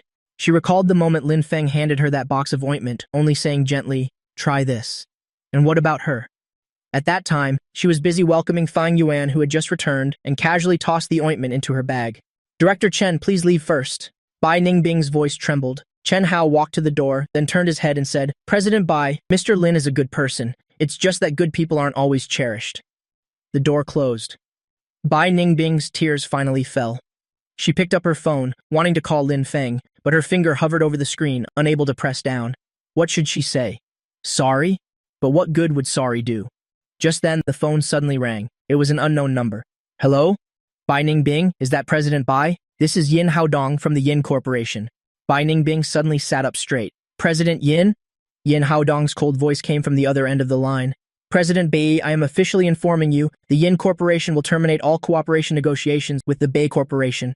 Furthermore, I have notified all pharmaceutical companies in Nan Province that whoever dares to cooperate with the Bai Corporation will be making an enemy of the Yin family." Bai Ningbing turned pale. "President Yin, why? Is it because of what happened today?" "I can explain. There's no need to explain." Yin Haodong cut her off. "Mr. Lin is the benefactor of our Yin family. Your Bai Corporation stole his achievements and even condoned that Fang fellow deceiving the world to steal his reputation. That is a slap in the face to our Yin family. You're on your own." The call was disconnected. Bai Ningbing gripped her phone tightly, her whole body feeling as if it had fallen into an ice cellar. She suddenly remembered something and frantically scrolled through her contacts. She called several CEOs of her long-term partner pharmaceutical companies. "CEO Li, about our new drug collaboration project." "Ah, President Bai, I'm sorry, the project has been suspended." "CEO Wang, regarding the supply contract for the second half of the year." "President Bai, let's talk about the contract later. I'm a bit busy on my end." "CEO Zhang, you previously mentioned wanting to invest in our new product." "Ningbing, it's not that I don't want to help you, but there's really nothing I can do. The Yin family has given the order. Whoever dares to cooperate with you is picking a fight with the Yin family. You know the Yin family's influence in the medical and pharmaceutical world. I don't dare to offend them." More than 10 consecutive phone calls, all met with polite rejections and excuses. Bai Ningbing collapsed into her chair, the phone slipping from her hand. She finally realized Lin Feng wasn't joking. He really wanted to take everything back. And the source of all this was her, Fang Yuan's fangs. Fang Yuan returned to his residence and smashed everything he could in the room. "Lin Feng, you useless piece of trash! On what grounds? On what grounds?" he roared madly. His eyes behind his glasses were bloodshot. Everything that happened today, having to kneel and apologize in front of so many reporters, his reputation, his future, all of it was ruined. After venting his anger, he collapsed amidst the wreckage and took out his phone to check today's news. As expected, the news overseas genius Fang Yuan steals achievements, kneels to apologize, had hit the top of the search rankings. The comments were all curses. Some people even said they would expose his entire academic background. Fang Yuan gritted his teeth, his finger swiping across the screen. Suddenly, he saw a comment. "Who on earth is this Lin Feng? How could he make the Yin family protect him so much?" Someone replied below, "I heard he's Bai Ningbing's husband, and he has always kept a very low profile." Fang Yuan narrowed his eyes. "That's right. Who on earth is Lin Feng? A useless freeloader living off his wife. On what grounds could he make the head of the Yin family personally show up?" Today at the hotel, Yin Haodong's attitude towards Lin Feng was indeed more respectful than towards his own father. There's definitely something more to this.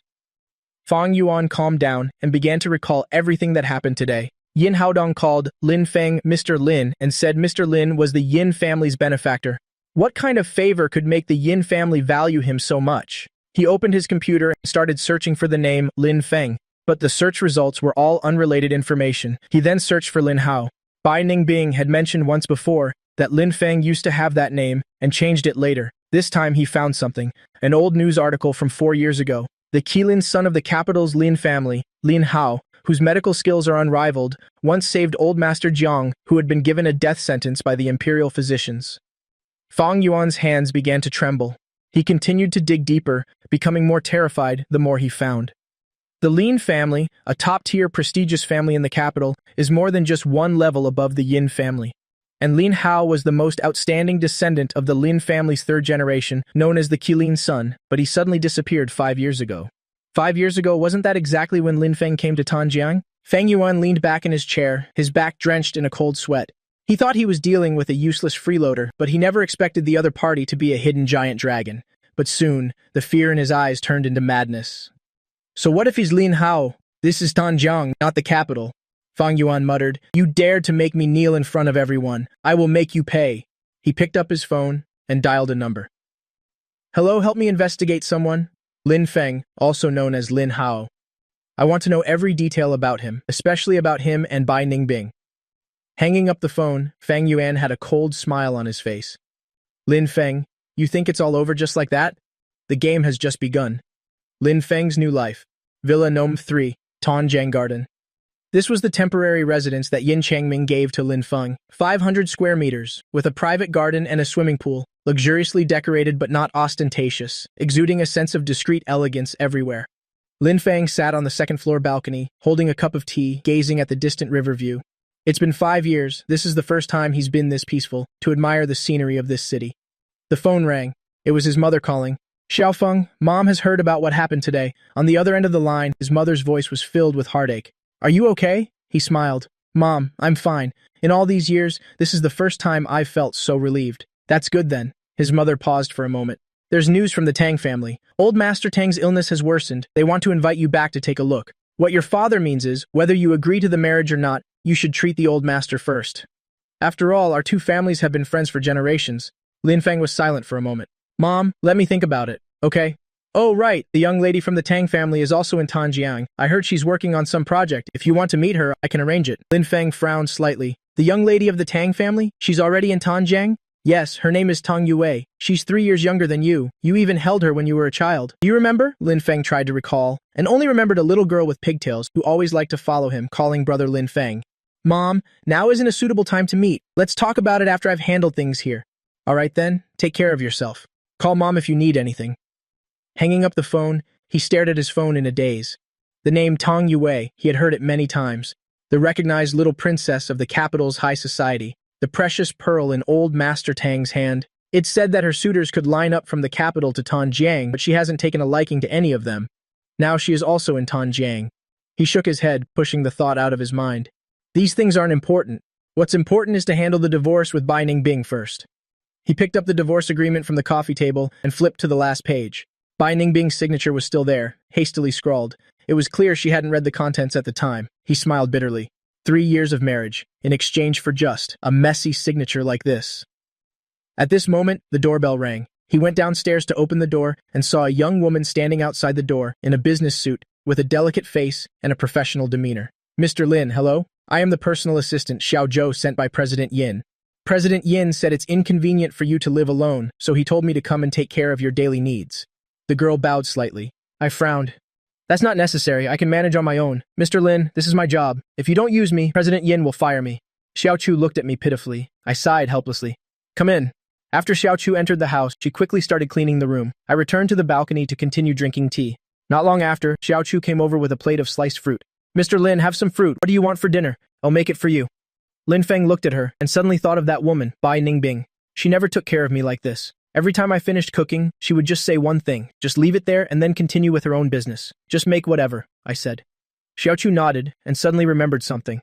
"Oh right, Mr. Lin, someone sent a package just now. It was left at the door. Let me bring it up for you." "A package?" I frowned. "Bring it up and let's see." It was an ordinary express box with no sender information. I opened it. Inside was an envelope containing a few photos. The photos were of Bai Ningbing and Fang Yuan, strolling on the beach, on a date at a restaurant, returning home late at night together. The dates ranged from 3 years ago to recently. On the back of the photo, a line was written, "Lin Feng, you think you've won? Bai Ningbing's heart was never yours." I looked at the photos with no expression on my face. Xiao Chu peeked at them and timidly asked, "Mr. Lin, this?" I put the photos back in the envelope. "It's just trash." I threw the envelope into the trash can and continued drinking my tea. Did Fang Yuan think these photos could provoke me? How naive. From the moment I decided to divorce, everything about Bai Ningbing and Fang Yuan had nothing to do with me anymore. Bai Ningbing's struggle. Bai Ningbing didn't sleep all night. She made countless phone calls, sent countless messages, but I didn't answer a single one. She once came to the villa to find me, but the security guard told her that Mr. Lin had already moved out and they didn't know where he went. Despair engulfed her like a tide. 7 a.m. phone rang. It was the company's CFO calling. "President Bai, this is bad. 3 banks called at the same time saying they want to recall their loans early." and 5 suppliers said they would stop supplying goods starting today unless we pay off all our previous debts. Bai Ningbing's mind went blank with a buzz. How could this happen? Our credit has always been very good. I already asked. They said it's because the Yin family has spoken. The Yin family, it's the Yin family again. Bai Ningbing took a deep breath. I understand. Immediately summon all senior managers for an emergency meeting. An hour later, the atmosphere in the meeting room was heavy. President Bai, the most serious problem right now is cash flow. The CFO pointed to the data on the screen. If we don't get a new injection of capital, we won't last more than a month. The marketing director sighed. What's more troublesome is, the entire pharmaceutical industry is now buzzing with rumors about us stealing research results. The brand image has been severely damaged, and several major clients have suspended cooperation. Chen Hao, the head of R&D, remained silent, just looking down at the tabletop. Bai Ningbing looked at him. Director Chen, is there really no way to salvage those 6 formulas?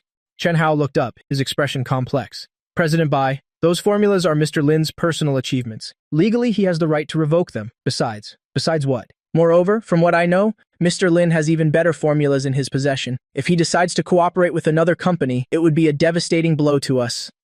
The meeting room fell into a deathly silence. Bai Ningbing clenched her fists, her nails digging into her flesh. Meeting adjourned. You'll think of something else. After everyone had left, she took out her phone and once again called Lin Feng's number. This time it went through. Hello? My indifferent voice came from the other end of the line. Bai Ningbing's heart nearly stopped. Lin Feng, it's me. Can we talk for a bit? Talk about what? About us, about the divorce agreement, and also about the company. Bai Ningbing said carefully, Where are you? Ill. Come find you. The other end was silent for a few seconds. Then I read out an address. Villa number 3, Tanjiang Garden. Bai Ningbing was stunned for a moment. Tanjiang Garden? That's the most high-end villa complex in Tanjiang, one you can't necessarily buy even with money. How could Lin Feng be there? But she didn't have time to think too much. She grabbed her handbag and rushed out the door. 40 minutes later, Bai Ningbing stood in front of Villa number 3, took a deep breath, and rang the doorbell. The person who opened the door was a beautiful young woman, wearing home pajamas, looking like she had just woken up. Hello, may I ask who you are looking for? The girl asked. Bai Ningbing froze. I'm looking for Lin Feng. You must be President Bai, right? Please come in. The girl stepped aside to let her pass. I'm Xiao Chu, Mr. Lin's personal assistant. Mr. Lin is waiting for you on the second-floor balcony. A personal assistant? In Bai Ningbing's heart, an indescribable bitterness welled up. She followed Xiao Chu upstairs and saw Lin Feng sitting on the balcony, with his back to her, admiring the river view. Lin Feng, she called out softly. I turned my head, my gaze as calm as if looking at a stranger. Have a seat. Bai Ningbing sat down opposite me, at a loss for words for a moment. In the end, I was the one who spoke first. What do you want to see me about? Bai Ningbing bit her lip. Lin Feng, I know I was wrong. I shouldn't have let Feng Yuan take credit for your achievements. I shouldn't have. Shouldn't have been so indifferent to your contributions all these years. Can you give me another chance? Lin Feng looked at her and suddenly laughed. Bai Ningbing, do you even know where you went wrong? Bai Ningbing was stunned. You think you were wrong for letting Feng Yuan replace me? Lin Feng shook his head. You were wrong because you never once saw me as your husband. 3 years of marriage, Feng Yuan was the only one in your heart. When he returned, you could stay out all night. When he needed an opportunity, you could offer him my achievements. And what about me? I was just a substitute for you to fill the void. That's not it, Bai Ningbing hurriedly tried to explain. My feelings for Feng Yuan were just to make up for past regrets. I really never thought about divorcing you. Regrets? Lin Feng laughed coldly. Then have you ever considered, every time you went on a date with him, how I felt? Every time you posted a picture of you two on your social media and said it so I couldn't see it? How did I feel? Bai Ningbing? What did you take my sincere feelings for? Bai Ningbing was speechless. You've already signed the divorce agreement. It will take effect in a month. I stood up. During this month, you should handle the company's affairs properly. As for those 6 formulas, I won't sue you for copyright infringement, but you can no longer use them. Lin Feng Bai Ningbing suddenly stood up. Do you really have to be so heartless? 3 years as husband and wife, is there not even a little affection left? Lin Feng turned around and looked into her eyes. Affection? When you were dating Feng Yuan, did you ever think about the affection between us? When you let him replace me on stage, did you ever think about the affection between us? Bai Ningbing opened her mouth, but no sound came out. That's enough. You should go. I waved my hand dismissively. Xiao Chu, see our guest out. Xiao Chu came over and said politely but distantly, President Bai, this way please. Bai Ningbing stood rooted to the spot, looking at my back, tears finally streaming down her face. She suddenly understood. She had truly lost me. 5. Feng Yuan's madness. These days, Feng Yuan was living like a stray dog. His academic background was completely exposed by netizens. The so-called prestigious overseas university was actually just a diploma mill. The so-called outstanding student was nothing more than a degree bought with money. The media outlets that once praised him now turned around to trample on him. The colleagues who were once polite to him now avoided him whenever they saw him. What was even more terrifying was, the Yin family continued to apply pressure. He had sent out more than 10 resumes, but not a single company dared to hire him. He went to a bar to drink, was recognized, and was almost beaten up. All of this was caused by Lin Feng. Fang Yuan sat in his dark rented room staring at Lin Hao's information on the computer screen, his eyes filled with insane hatred. Lin Hao, the Qilin's son of the Lin family, he muttered. You ruined my reputation. I'll make you taste this too. He began to plan a crazy revenge. What does Lin Feng care about the most? Bai Ningbing? No. Judging from his attitude at the hotel that day, Lin Feng no longer cared about Bai Ningbing. So what does he care about? Reputation? Status? Or? Fang Yuan suddenly remembered someone. Tong Yue, the little princess of the capital, Lin Feng's arranged marriage partner. He had investigated Tong Yue's information and knew she was also in Tanjiang, working on a medical investment project. If I could make Tong Yue misunderstand Lin Feng, if I could prevent Lin Feng from marrying her, a cold smile appeared on Fang Yuan's face. He began to act. First, he anonymously sent an email to Tong Yue's inbox, attaching the wedding photos of Bai Ningbing and Lin Feng, along with stories of how Lin Feng had always been obedient to Bai Ningbing over the years. The email read, Miss Tang, do you know what kind of man your family has arranged for you as a fiancé? He is a lovesick fool who was abandoned by Bai Ningbing. During their 3-year marriage, he was always subservient to that woman. A man like that? Do you really want him? Next, he leaked information to a few tabloids saying that Lin Feng was actually a live-in son-in-law of the Bai family, a useless freeloader who lived off his wife and was now kicked out of the house, trying to latch on to the Tang family. Finally, he contacted a few thugs, telling them to go to the villa complex where Lin Feng lived to cause trouble, preferably to get a video of Lin Feng hitting someone. The Qilin son of the Lin family beating someone up in public, isn't that news shocking enough? After doing all this, Fang Yuan leaned back in his chair, a crazed smile on his face. Lin Feng, I want to see how you'll turn things around this time, Tang Yue. 58th floor, Tanjiang International Finance Center. Tang Yue stood before the floor-to-ceiling window, looking at the email on her phone, her delicate eyebrows slightly furrowed. She was 24 years old this year, with a tall figure and a face so exquisite it looked like a painting. Her long black hair was draped over her shoulders, wearing a simple white shirt and black wide-leg pants, yet she exuded an aura that made it impossible for people to look away. The little princess of the capital was not an empty title. Yue, what are you looking at? The voice of her best friend, Lin Keiki, came from behind. Tang Yue handed her the phone. Someone sent me something interesting. Lin Keiki took the phone. After reading it, her eyes widened. Oh my, is this your fiancé? Isn't he the Qilin son of the Lin family? How did he become such a lovesick fool? Tang Yue chuckled softly. Lin Hao now goes by the name Lin Feng. He suddenly disappeared 5 years ago. It turns out he ran off to Tanjiang to experience life. Aren't you angry? Lin Keiki asked in surprise. Look, this email says how good he was to that woman, waking up early to cook, staying up all night to care for her, and even writing prescriptions for her company. And for what? She didn't have him in her heart at all. He was just a replacement. Tang Yue turned and sat down on the sofa. She picked up a teacup and took a sip. What about it? I actually quite admire him. Admire him? Lin Keiki was stunned. Think about it. He's the Qilin son of the Lin family, born with a silver spoon in his mouth. Yet for a woman he liked, he was willing to lower himself to do all those trivial things for 5 years straight. A hint of admiration flashed in Tang Yue's eyes. A man like that is much better than those rich kids who only know how to brag. Lin Keiki blinked. So you don't mind that he was married? Tang Yue smiled. So what if he was married? Isn't he getting divorced now? Besides, for someone I, Tang Yue, have set my sights on, do I care who he loved before? Lin Keiki gave her a thumbs up. Amazing, that's my sister Wei. Tang Yue put down her teacup. She picked up her phone. Help me find where he is. I want to see him. Now?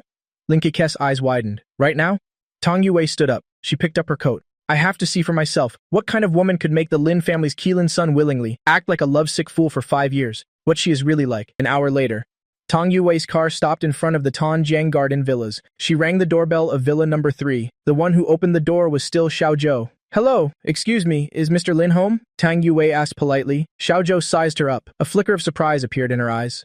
You are? My name is Tang Yue. I'm his fiancé. Tang Yue smiled. She used that word intentionally. Xiao Zhou was stunned. Then she quickly stepped aside. Please come in, Miss Tang.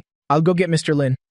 Tang Yue walked into the living room. She took in the decor, simple, yet not ordinary. There was a sense of refinement everywhere. It seems that even while living incognito in Tanjiang, this Lin Feng didn't treat himself poorly. Soon, the sound of footsteps came from the stairs. Lin Feng came down. The moment he saw Tang Yue, I was a little stunned. The woman before me was completely different from the little girl, with pigtails in my memory. She stood there. Although she was just standing casually, she had an aura that was impossible to ignore. "Brother Lin Feng, long time no see." Tang Yue greeted with a smile. This form of address made Lin Feng feel a bit dazed. It was as if he had returned to 20 years ago. "Please have a seat, Miss Tang." I came back to my senses. I made a welcoming gesture. The two of them sat down on the sofa. Xiao Zhou brought tea, then tactfully retreated to the side. Tang Yue sized up Lin Feng. He looked even better than in the photo. How should I put it? Cleaner. Not the cleanliness of a neat freak, but a clarity in his eyes. It was as if he had been through so much, yet still retained a certain purity. "Received the email?" Lin Feng spoke first. Tang Yue raised an eyebrow. "You know, you guessed?" Lin Feng picked up his teacup. A person like Fang Yuan, his methods of revenge are always the same few tricks. Fang Yuan is that international student you slapped in public? Tang Yue smiled. It seems he hasn't given up yet. Lin Feng said nothing. Tang Yue looked at him. She suddenly asked, "Are the things in the email true? Are they true? Did you really act like a lovesick fool for that woman for 5 years?" Lin Feng frowned slightly, but he wasn't angry. "That's my business. I know it's your business." Tang Yue leaned back on the sofa. "But I need to know what kind of person my future husband really is." Lin Feng looked at her. His expression was a bit complicated. "Miss Tang, we aren't married yet. You don't have to be in such a hurry. It's going to happen sooner or later." Tang Yue interrupted me. "My grandfather is on his deathbed. His greatest wish is to see me get married. Your parents also want us to be together, and you've already agreed yourself, haven't you?" Lin Feng was silent. Tang Yue continued. "I came to find you, not to condemn you, and not to hear your explanation. I just wanted to see with my own eyes the man I'm about to marry is worthy." Lin Feng looked at her. Suddenly, he smiled. "So, what do you think?" Tang Yue looked at me seriously. After a long moment, she said, "Worthy." This time, it was Lin Feng's turn to be stunned. "You, for someone who didn't love you, could sacrifice 5 years. So if one day you love me, you'll treat me even better, right?" Tang Yue blinked. "This deal isn't a loss." Lin Feng scoffed. "You're certainly open-minded. Of course. Should I cry and complain that you're not worthy of me?" Tang Yue shrugged. "I'm not stupid. The Qilin son of the Lin family, unparalleled medical skills, not bad-looking, and a good personality. A man like that is hard to find even with a lantern. As for who you loved before, that's in the past. What does it have to do with me?" Lin Feng looked at her. He suddenly found this girl very interesting. "So, how do you plan to deal with Fang Yuan?" Tang Yue asked. Lin Feng thought for a moment. "Let's just let him fend for himself. His reputation is already ruined. He can't cause any more trouble. You're too kind." Tang Yue shook her head. "With people like him, if you don't completely crush him, he'll find a way to take a bite out of you." Lin Feng looked at her. "Do you have a way?" Tang Yue smiled, a smile like a little fox. "Just leave it to me. Consider it a first meeting gift for my future husband." 3 days after his ruin. Fang Yuan had completely collapsed. All his bank cards were frozen. The reason was suspicion of financial fraud. The house he rented was repossessed by the landlord because someone reported him for illegal activities. He walked down the street. People were always pointing at him. Some even threw rotten eggs at him. The scariest thing was he discovered he was being followed. No matter where he went, there were always a few men in black standing not far away, staring at him. They didn't get close, nor did they make a move. They just stared. Fang Yuan finally couldn't take it anymore. He called Yin Haodong. "Xiao Yin, I beg you, please let me go. I was wrong. I was really wrong," he said nearly in tears. On the other end of the line, Yin Haodong laughed coldly. "Fang Yuan, did you get the wrong person? I don't have the time to deal with you." Fang Yuan was stunned. "Then who is it? Don't you have any idea who you've offended?" After Yin Haodong spoke, he hung up the phone directly. Fang Yuan collapsed to the ground. His mind was blank. Suddenly, he remembered the email he had sent to Tang Yue. Could it be? Just then, his phone rang. It was an unknown number. "Hello? Is this Fang Yuan?" A lazy female voice came from the other end. "This is Tang Yue. I've received your email. Thank you for the reminder." Fang Yuan's whole body trembled. Miss Tang, I've investigated your background. It's quite interesting. A third-rate university degree, fake overseas study experience, and a few unresolved economic disputes." Tang Yui's voice even sounded a little cheerful. "All of this, I've already sent it to the police. If nothing unexpected happens, you'll soon get a taste of prison food. Miss Tang, I beg you, I really didn't mean it. I was just what? Just trying to ruin my fiancé's reputation?" Tang Yue laughed. "Fang Yuan, do you know what kind of person I hate the most? It's the kind of person who has no ability themselves but always wants to drag others down with them. Don't worry, he'll take good care of you. The call was cut off. Fang Yuan's phone slipped from his hand. He felt as if all the strength had been drained from his body. The next day, the police officially arrested Fang Yuan on charges of fraud. The news spread. There was widespread cheering online. The people who once praised him now all cursed him, saying he got what he deserved. When Bai Ningbing saw the news, she was at the company handling the final affairs. She was stunned for a long time. Then she gave a bitter smile. Fang Yuan was finished. And the person who caused all this was Lin Feng, the person she used to despise the most. No, it wasn't Lin Feng, but Tang Yue. She had looked up information about Tang Yue, the little princess of the capital's high society, the only beloved daughter of the Tong family. Only a woman like that was worthy of Lin Feng. As for her, Bai Ningbing, she was nothing. A month after the settlement, the divorce cooling-off period ended. Lin Feng and Bai Ningbing met in front of the Civil Affairs Bureau to complete the final procedures. Bai Ningbing had lost a lot of weight. Her face was pale. There were dark circles under her eyes. This past month, she had lived through the biggest nightmare of her life. The company went bankrupt. Friends abandoned her. Parents were disappointed. The once illustrious CEO of the Bai Group had now become a laughingstock everyone avoided. Lin Feng looked at her. His gaze was calm. No pity, no gloating either. Sign it. The staff handed them the divorce certificate. They each signed their names, took that little red booklet. Walking out of the Civil Affairs Bureau, Bai Ningbing suddenly called out to me. Lin Feng stopped, without turning back. I'm sorry, Bai Ningbing's voice trembled. I know it's useless to say this now, but I still want to say, I'm sorry. I was blind all these years. Lin Feng was silent for a few seconds, then said, Live well. You'll have to walk your own path from now on. After saying that, I turned and left without looking back. Bai Ningbing stood rooted to the spot, watching my back disappear into the crowd. From now on, she had no relationship with this person. I returned to the car. Tang Yue was waiting for me in the driver's seat. Is it done? She asked. I nodded.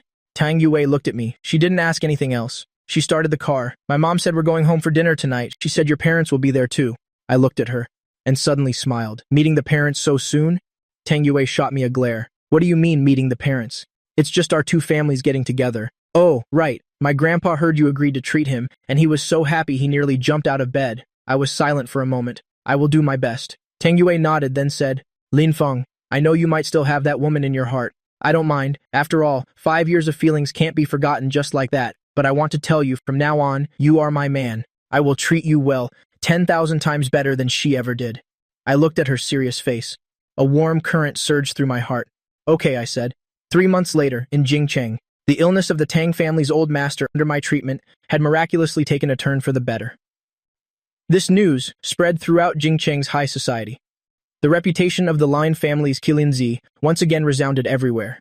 Those who had once mocked me coldly, now all changed their tune, vying to flatter me. The so-called friends who once avoided me were now lining up to invite me to dinner. I paid them no mind. That evening, the Tang family held a family banquet. They officially announced the wedding date for me and Tang Yue.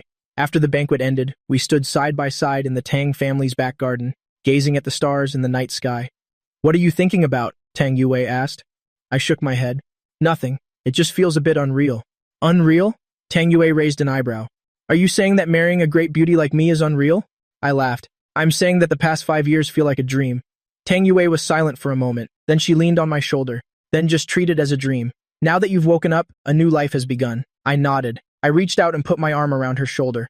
From a distance came the laughter and blessings of the Tang family. At that moment, my phone rang. It was an unknown number. I hesitated for a moment, but I still answered it. Hello? The other end was silent for a few seconds. Then a hoarse female voice spoke. Lin Feng, it's me, Bai Ningbing. I frowned slightly. What is it? I know I shouldn't bother you anymore. But... Bai Ningbing's voice was choked with emotion. My father is sick, very sick. The hospitals in Tanjiang can't do anything. I really have no other choice. I can only beg you to save him. I was silent. Tang Yue looked at me. She gently squeezed my hand. Lin Feng, I know I have no right to ask you for anything, but my father, he never treated you poorly. Can you save him for his sake? Bai Ningbing's voice was full of pleading. I took a deep breath. Which hospital is he in? At Tanjiang's First People's Hospital. The doctor said he needs surgery, but the risk is too high. No one dares to perform it. I'll be there tomorrow, I said, then hung up the phone. Tang Yue looked at me. She didn't say anything. I turned my head and met her gaze. What do you want to say? Tang Yue smiled. I've already said it. Your affairs are for you to decide. But Lin Feng, you have to think carefully. Will this trip get you entangled again? I shook my head. No, I'm just repaying a debt of gratitude to him. Back then in Tanjiang, he didn't treat me badly. That's good then. Tang Yue nodded. He'll go with you. I looked at her and suddenly smiled. Aren't you afraid my old flame will be rekindled? Tang Yue glared. What's there to be afraid of? If you were that kind of person, you wouldn't be worthy of my attention. 10. The end. The next day, Tang Yue and I flew to Tanjiang. On the plane, I looked at the clouds outside the window. My thoughts were a mess. I thought I would never come to the city again. I didn't expect to return so soon. Tang Yue was reading a magazine beside me. Occasionally she would look up at me, but she didn't say anything. We arrived in Tanjiang. We went straight to the hospital, in front of the hospital room. Bai Ningbing was waiting anxiously. The moment she saw me, she was stunned. Not because of me, but because of Tang Yue beside me. She was a woman so beautiful, it made others feel inadequate. Her noble aura, her clear eyes. She had her arm linked with mine. Her expression was intimate. Bai Ningbing's heart felt like it was being pricked by a needle. Lin Feng, thank you for coming, she said with difficulty. I nodded. Take me to see the patient. Bai Ningbing led us into the hospital room. On the hospital bed, Bai Fu's face was pale. He was hooked up to all sorts of tubes. Seeing me, his eyes lit up a little. He wanted to say something but couldn't. I walked to the bedside. I took his pulse. Then I looked at his medical records. Surgery is needed. I said, the tumor is in a special location. A normal doctor wouldn't dare to touch it. I can do it, but there are risks. Bai Ningbing asked worriedly. What kind of risks?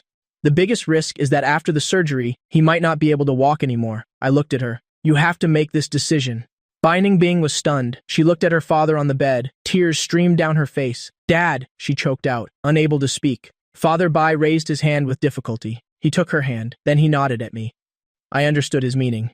All right, I will do my best.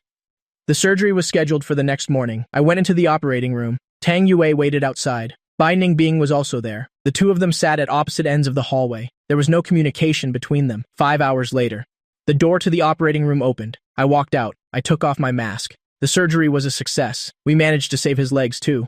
Bai Ningbing was stunned for a second. Then she fell to her knees with a thud. Lin Feng, thank you. I reached out to help her up. There's no need for this. I was just repaying my debt to him. Bai Ningbing looked up at me. Then she looked at Tang Yue behind me. She said with a bitter smile, she is very good. She's worthy of you.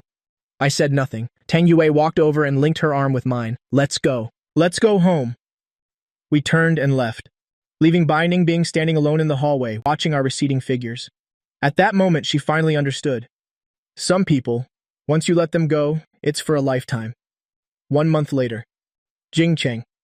My wedding with Tang Yue was held at the old Lin family residence. It wasn't a large-scale event, but all the prominent figures in Jingcheng attended. At the altar, as I looked at Tang Yue in her wedding dress, I suddenly remembered myself from 5 years ago, when I first arrived in Tanjiang. Back then, I mistakenly believed that love could conquer all. Now I know, love isn't about conquering, it's about choice. Choosing the right person, choosing the right life. What are you thinking about? Tang Yue asked softly. I smiled, thinking about how to treat you well from now on. Tang Yue raised an eyebrow. Is that something you even need to think about? Of course, you have to treat me so well that it couldn't possibly be any better. We looked at each other and smiled. After the wedding ended, the guests dispersed, and we sat in the courtyard of the old residence, watching the brilliant fireworks in the sky. Lin Feng Tang Yue suddenly called out to me. Will you have any regrets? I looked at her and said seriously, I've made many decisions in my life, but marrying you is something I will never regret. Tang Yue smiled, laughing like a little girl. From a distance, the sound of fireworks echoed, illuminating the night sky like our bright future. Meanwhile, in Tanjiang, 1,000 miles away, Bai Ningbing stood before the gates of her bankrupt company, looking at the empty office, her face devoid of any expression. She finally understood. Some people don't not love, they just love too late. She finally understood. Some things aren't impossible to save, but that she had no right to save them at all. She finally understood the man who once spoiled her to the heavens would never come back. As night fell, she turned and walked away, her figure lonely and desolate. And in the courtyard in Jingcheng, I held Tang Yue's hand, gazing at the stars in the night sky, feeling for the first time that life could be this beautiful. Some hearts are cold and can never be warmed, while other hearts just need to meet the right person and they will be forever warm. The old Lin family residence in Jingcheng. On the morning of the 3rd day after the wedding, I woke up very early. The sound of birds chirping came from outside the window. Sunlight streamed through the carved window frame, scattering into the room, creating mottled patches of light on the floor. I tilted my head and looked at Tang Yue still sleeping soundly beside me, a smile unknowingly forming on my lips. The way this woman slept was completely different from when she was awake. An awake Tang Yue was sharp and capable, with a powerful aura, the little princess of Jingcheng's social circle whom people both respected and feared. But when she slept, she would curl up like a child lacking a sense of security. Her long eyelashes would tremble slightly, and she would occasionally mumble a few indistinct words. I gently tucked her in and got out of bed. I went to the window and pushed it open. The cool morning air rushed in, carrying the fragrance of the osmanthus tree in the courtyard. An October morning in Jingcheng already carried a hint of autumn's breath. The phone suddenly vibrated. I picked it up and looked. It was an unknown number, from Tanjiang. I frowned slightly, hesitated for a moment, but still answered the call. Hello? The other end was silent for a few seconds. Then a tired, old voice came through. Hello, Mr. Lin. This is Yin Changming. I was a little stunned. Old Master Yin, why are you calling so early? Is something wrong? Yin Changming sighed. Mr. Lin, this old man really hates to disturb your newlywed happiness, but something happened to little Hexue. My gaze hardened. What happened to Miss Yin? Yesterday afternoon, Hexue went out shopping and was hit by a car.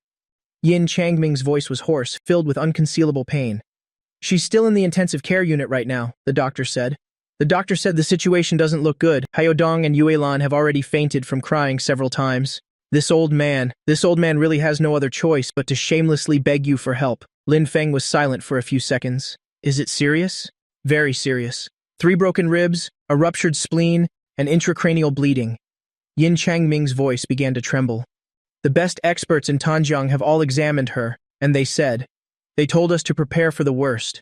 Mr. Lin, I'm begging you to save Hexue. She's only 22, she's not married yet, not. The old man's words trailed off into choked sobs. Lin Feng took a deep breath. Old Master Yin, don't worry. We'll book a flight right away. We'll be there today. Really?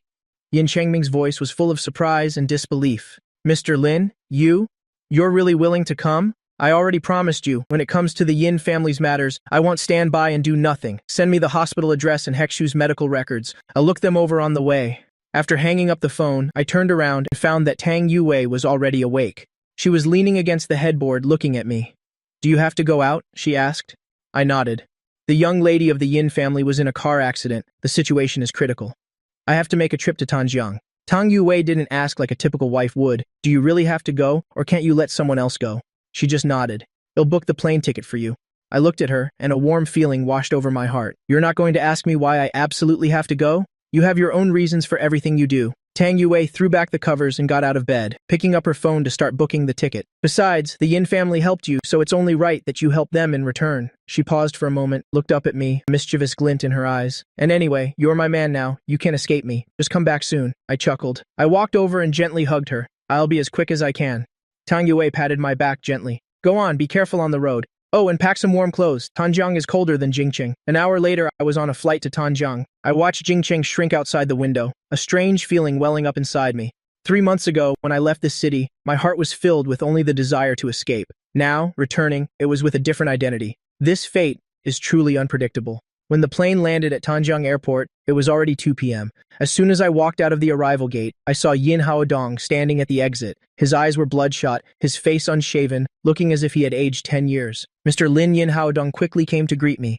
Grabbing my hand, his voice choked with emotion. You came? I really don't know how to thank you. I patted his shoulder. Let's not talk about that for now. Take me to the hospital. In the car, Yin Haodong updated me on the latest situation. Hexue's condition is worse than yesterday. The intracranial bleeding has worsened. She's had 2 surgeries, but the results weren't as expected. The doctor has already tactfully informed us that if things continue like this, they're afraid. I looked at the medical records in my hand and frowned. Xiao Yin, let me ask you something. I suddenly spoke up. Yin Haodong was stunned. Go ahead. Was the car accident really an accident? Yin Haodong's expression changed. You mean, what was Miss Yin doing when she went out that day? Why did the accident happen? Lin Feng's gaze was sharp. Has the driver who caused the accident been caught? Yin Haodong was silent for a few seconds and said slowly, He's been caught. He's an ordinary taxi driver driving while fatigued. The police have already investigated and found nothing unusual. Have you investigated the driver's background? Yes, he's an ordinary person, has been a taxi driver for 20 years, and has no criminal record. Yin Haodong sighed. I also suspected if someone did it intentionally, but all the evidence points to it being an accident. I nodded, saying nothing more. But there was a vague sense of unease in my heart. The Yin family is powerful in Tanjiang, easily attracting attention, and they've offended quite a few people over the years. For Hexway to suddenly have an accident? Was it really just an accident? An hour later, the car stopped in front of Tanjung No. 1 People's Hospital. I followed Yin Haodong into the intensive care unit, and when I saw Yin Hexway on the hospital bed, my heart sank. The girl's face was as pale as paper. Her head was wrapped in bandages, and all kinds of tubes were inserted into her body. The numbers on the monitor blinked very slowly, as if struggling in vain. Her breathing was faint, the rise and fall of her chest almost imperceptible. Hexway Yin Haodong stood by the bed, tears streaming down his face again. Dad is sorry. I didn't protect you well. Lin Yuelan was slumped over the bed, no longer able to cry out loud, just trembling uncontrollably. I walked over and gently took Yin Hexu's pulse. Her pulse was faint, barely there. The situation was indeed critical, but I also noticed that the girl's pulse had a strange sense of sluggishness, as if something was blocking it. I frowned even more deeply. CEO Yin, I need to see all the test reports and surgical records. I stood up. Also, I'll have to ask everyone to step outside for a moment. I want to examine Hexway alone. Yin Haodong was stunned for a moment, then nodded repeatedly. Okay, well I'll go out. After everyone had left, I closed the door and walked to the bedside. I pulled back the blanket, gently unbuttoned Yin Hexu's patient gown, revealing the girl's chest and abdomen. 3 horrifying surgical incisions, surrounded by bruises and swelling. I didn't act hastily, but first closed my eyes, held my breath, and focused my mind, hovering my hand over Yin Hexue's body by a few inches, moving it slowly.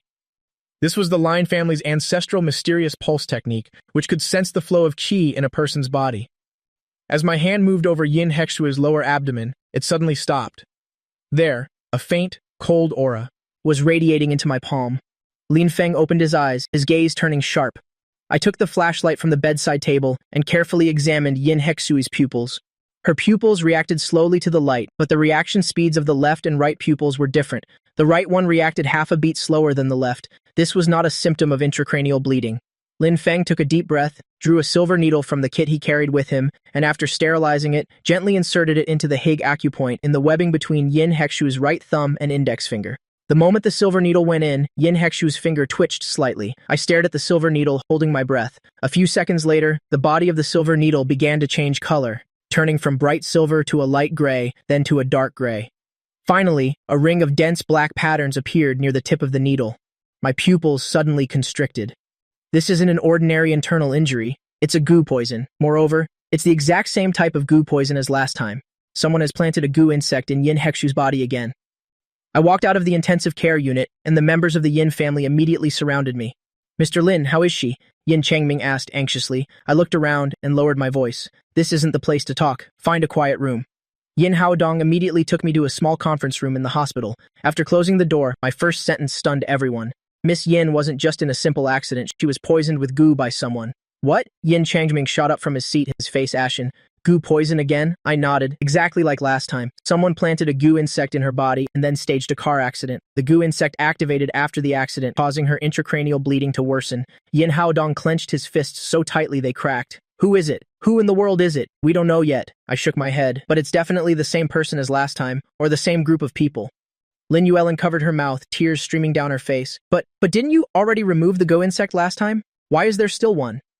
I was silent for a few seconds, then said slowly, there's only one possibility. The goo insect from last time wasn't the only one. Someone planted 2 goo insects in Hexue's body. One was an overt goo used as a probe, the other was a covert goo hidden much deeper. Last time I only removed the overt one, while the covert one remained dormant. It wasn't activated until this time. The faces of everyone in the Yin family turned pale. Then, Hexue now. Yin Haodong's voice trembled. I can treat her, but it will take time, and it requires an absolutely safe environment. Furthermore, before she is cured, we must first find the person who planted the goo. Otherwise, even if she's cured this time, it will happen again next time. Yin Changming took a deep breath, trying to suppress the anger and fear in his heart. Mr. Lin, tell us what we should do. I pondered for a moment, then said, Hexue must be transferred to another hospital. Move her to the Yin family's private hospital under lockdown with only the most trusted people to care for her. Second, investigate thoroughly who Yin Hexue has been in contact with in the last 3 months, where she has been, and what she has eaten. Third, I paused for a moment, my gaze sharpening. Investigate if the Yin family has offended anyone recently, or if anyone wants to harm the Yin family. Yin Haodong nodded immediately. You'll get on it right away. Wait, I called him back. There's one more thing. The driver who caused the accident, I want to meet him in person. An hour later, I met the driver at the traffic police station. He was a middle-aged man over 50 years old, his face weathered by the elements, his eyes cloudy. You could tell at a glance that he was a taxi driver who often drove late at night. He kept his head down, constantly mumbling, "I'm sorry, I didn't mean to." I didn't rush to question him, but first observed him carefully for a few minutes. Then I spoke up. "Master, how many years have you been a taxi driver?" The driver looked up, stunned for a moment.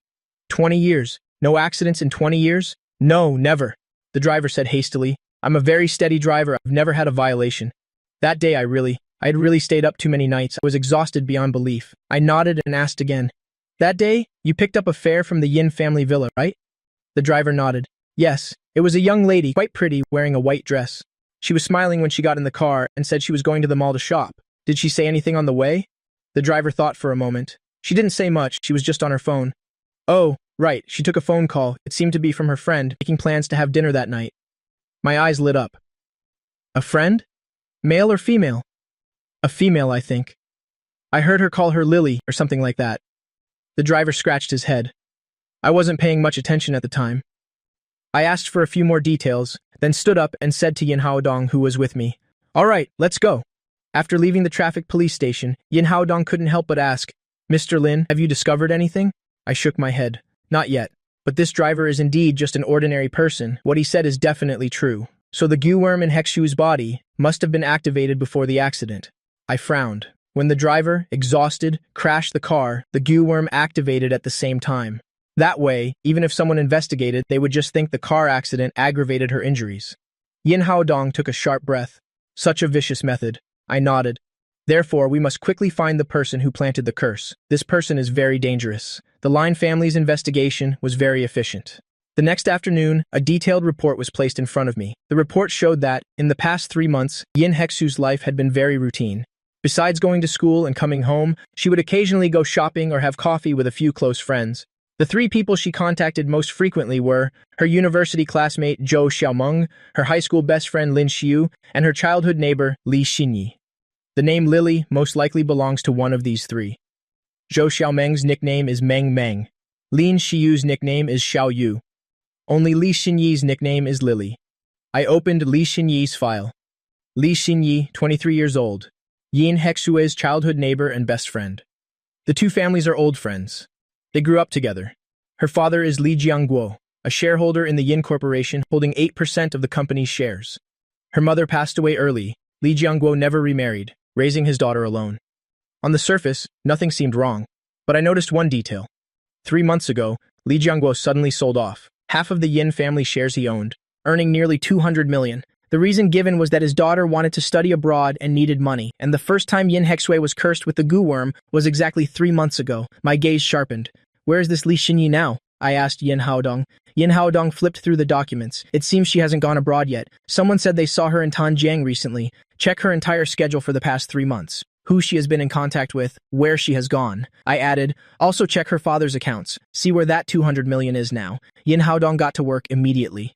2 days later, the results were in. Of Li Jiangguo's 200 million, more than half was transferred to an overseas account. The account holder was a man named Chen Guofu.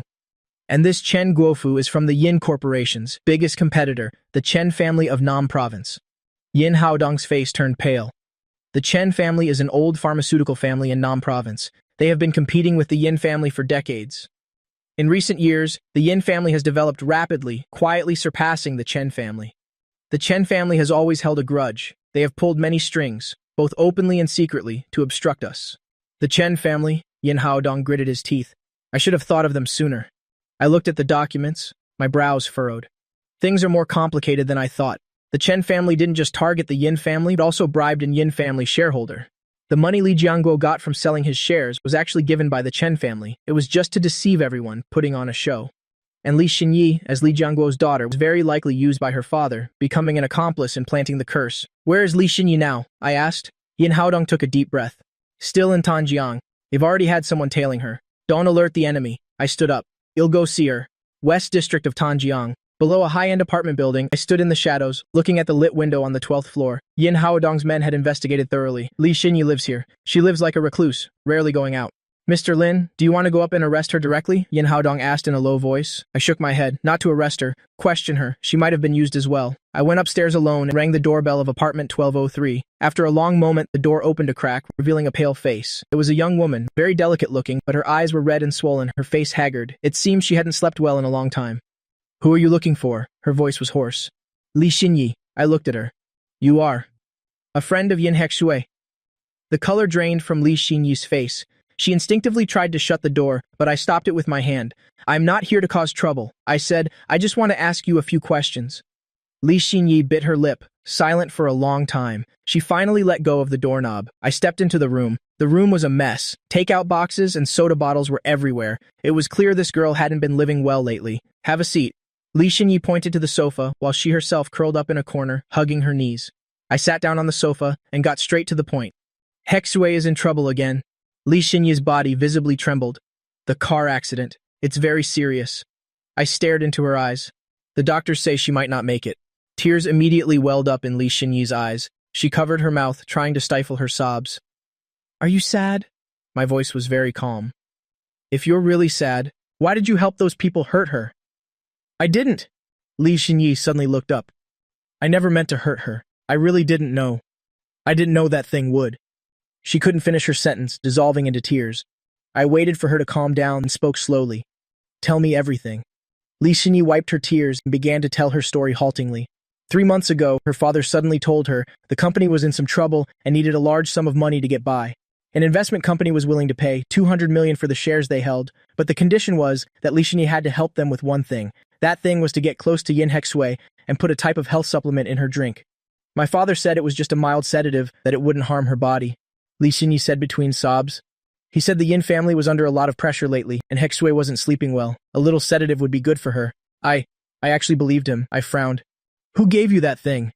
Li Xinyi hesitated for a moment, then said a name. Chen Guofu. I nodded. How many times did you do it? I continued to ask. Just once, Li Xinyi said. 3 months ago, Hexue and I were having coffee. While she went to the restroom, I put that thing in her cup. Later I heard she got sick. I even went to the hospital to visit her. I thought she was just naturally unwell. She covered her face, sobbing until her whole body trembled. I was silent for a moment, then asked, What about this time? Before the car accident, did you meet with Hexue? Li Xinyi shook her head. No, really I didn't. After that one time, I didn't dare to see her again. My father told me to help again, but I refused no matter what. I was scared. I looked at her, confirming that she wasn't lying. Where is that Chen Guofu now? Li Xinyi hesitated for a bit. He seems to still be in Tanjiang. My father said he'd be in Tanjiang for a while to handle some things. I stood up. All right, write down everything you know, then go turn yourself in. Li Xinyi looked up, her face covered in tears. Will I go to jail? I don't know. I looked at her. But if you truly consider Hexue your friend, then you should take responsibility for what you've done. Li Xinyi was silent for a long time, then slowly nodded. After getting Li Xinyi's testimony, Yin Haodong immediately took action. The Chen family's stronghold in Tanjiang was a private club in the south of the city. On the surface, it was a legitimate business, but in reality, it was the Chen family's command center in Tanjiang.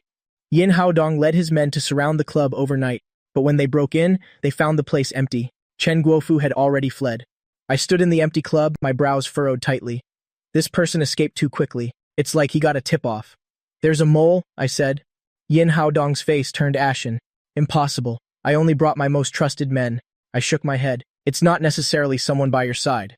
The Chen family definitely still has someone inside the Yin Corporation. Just then, Yin Haodong's phone rang.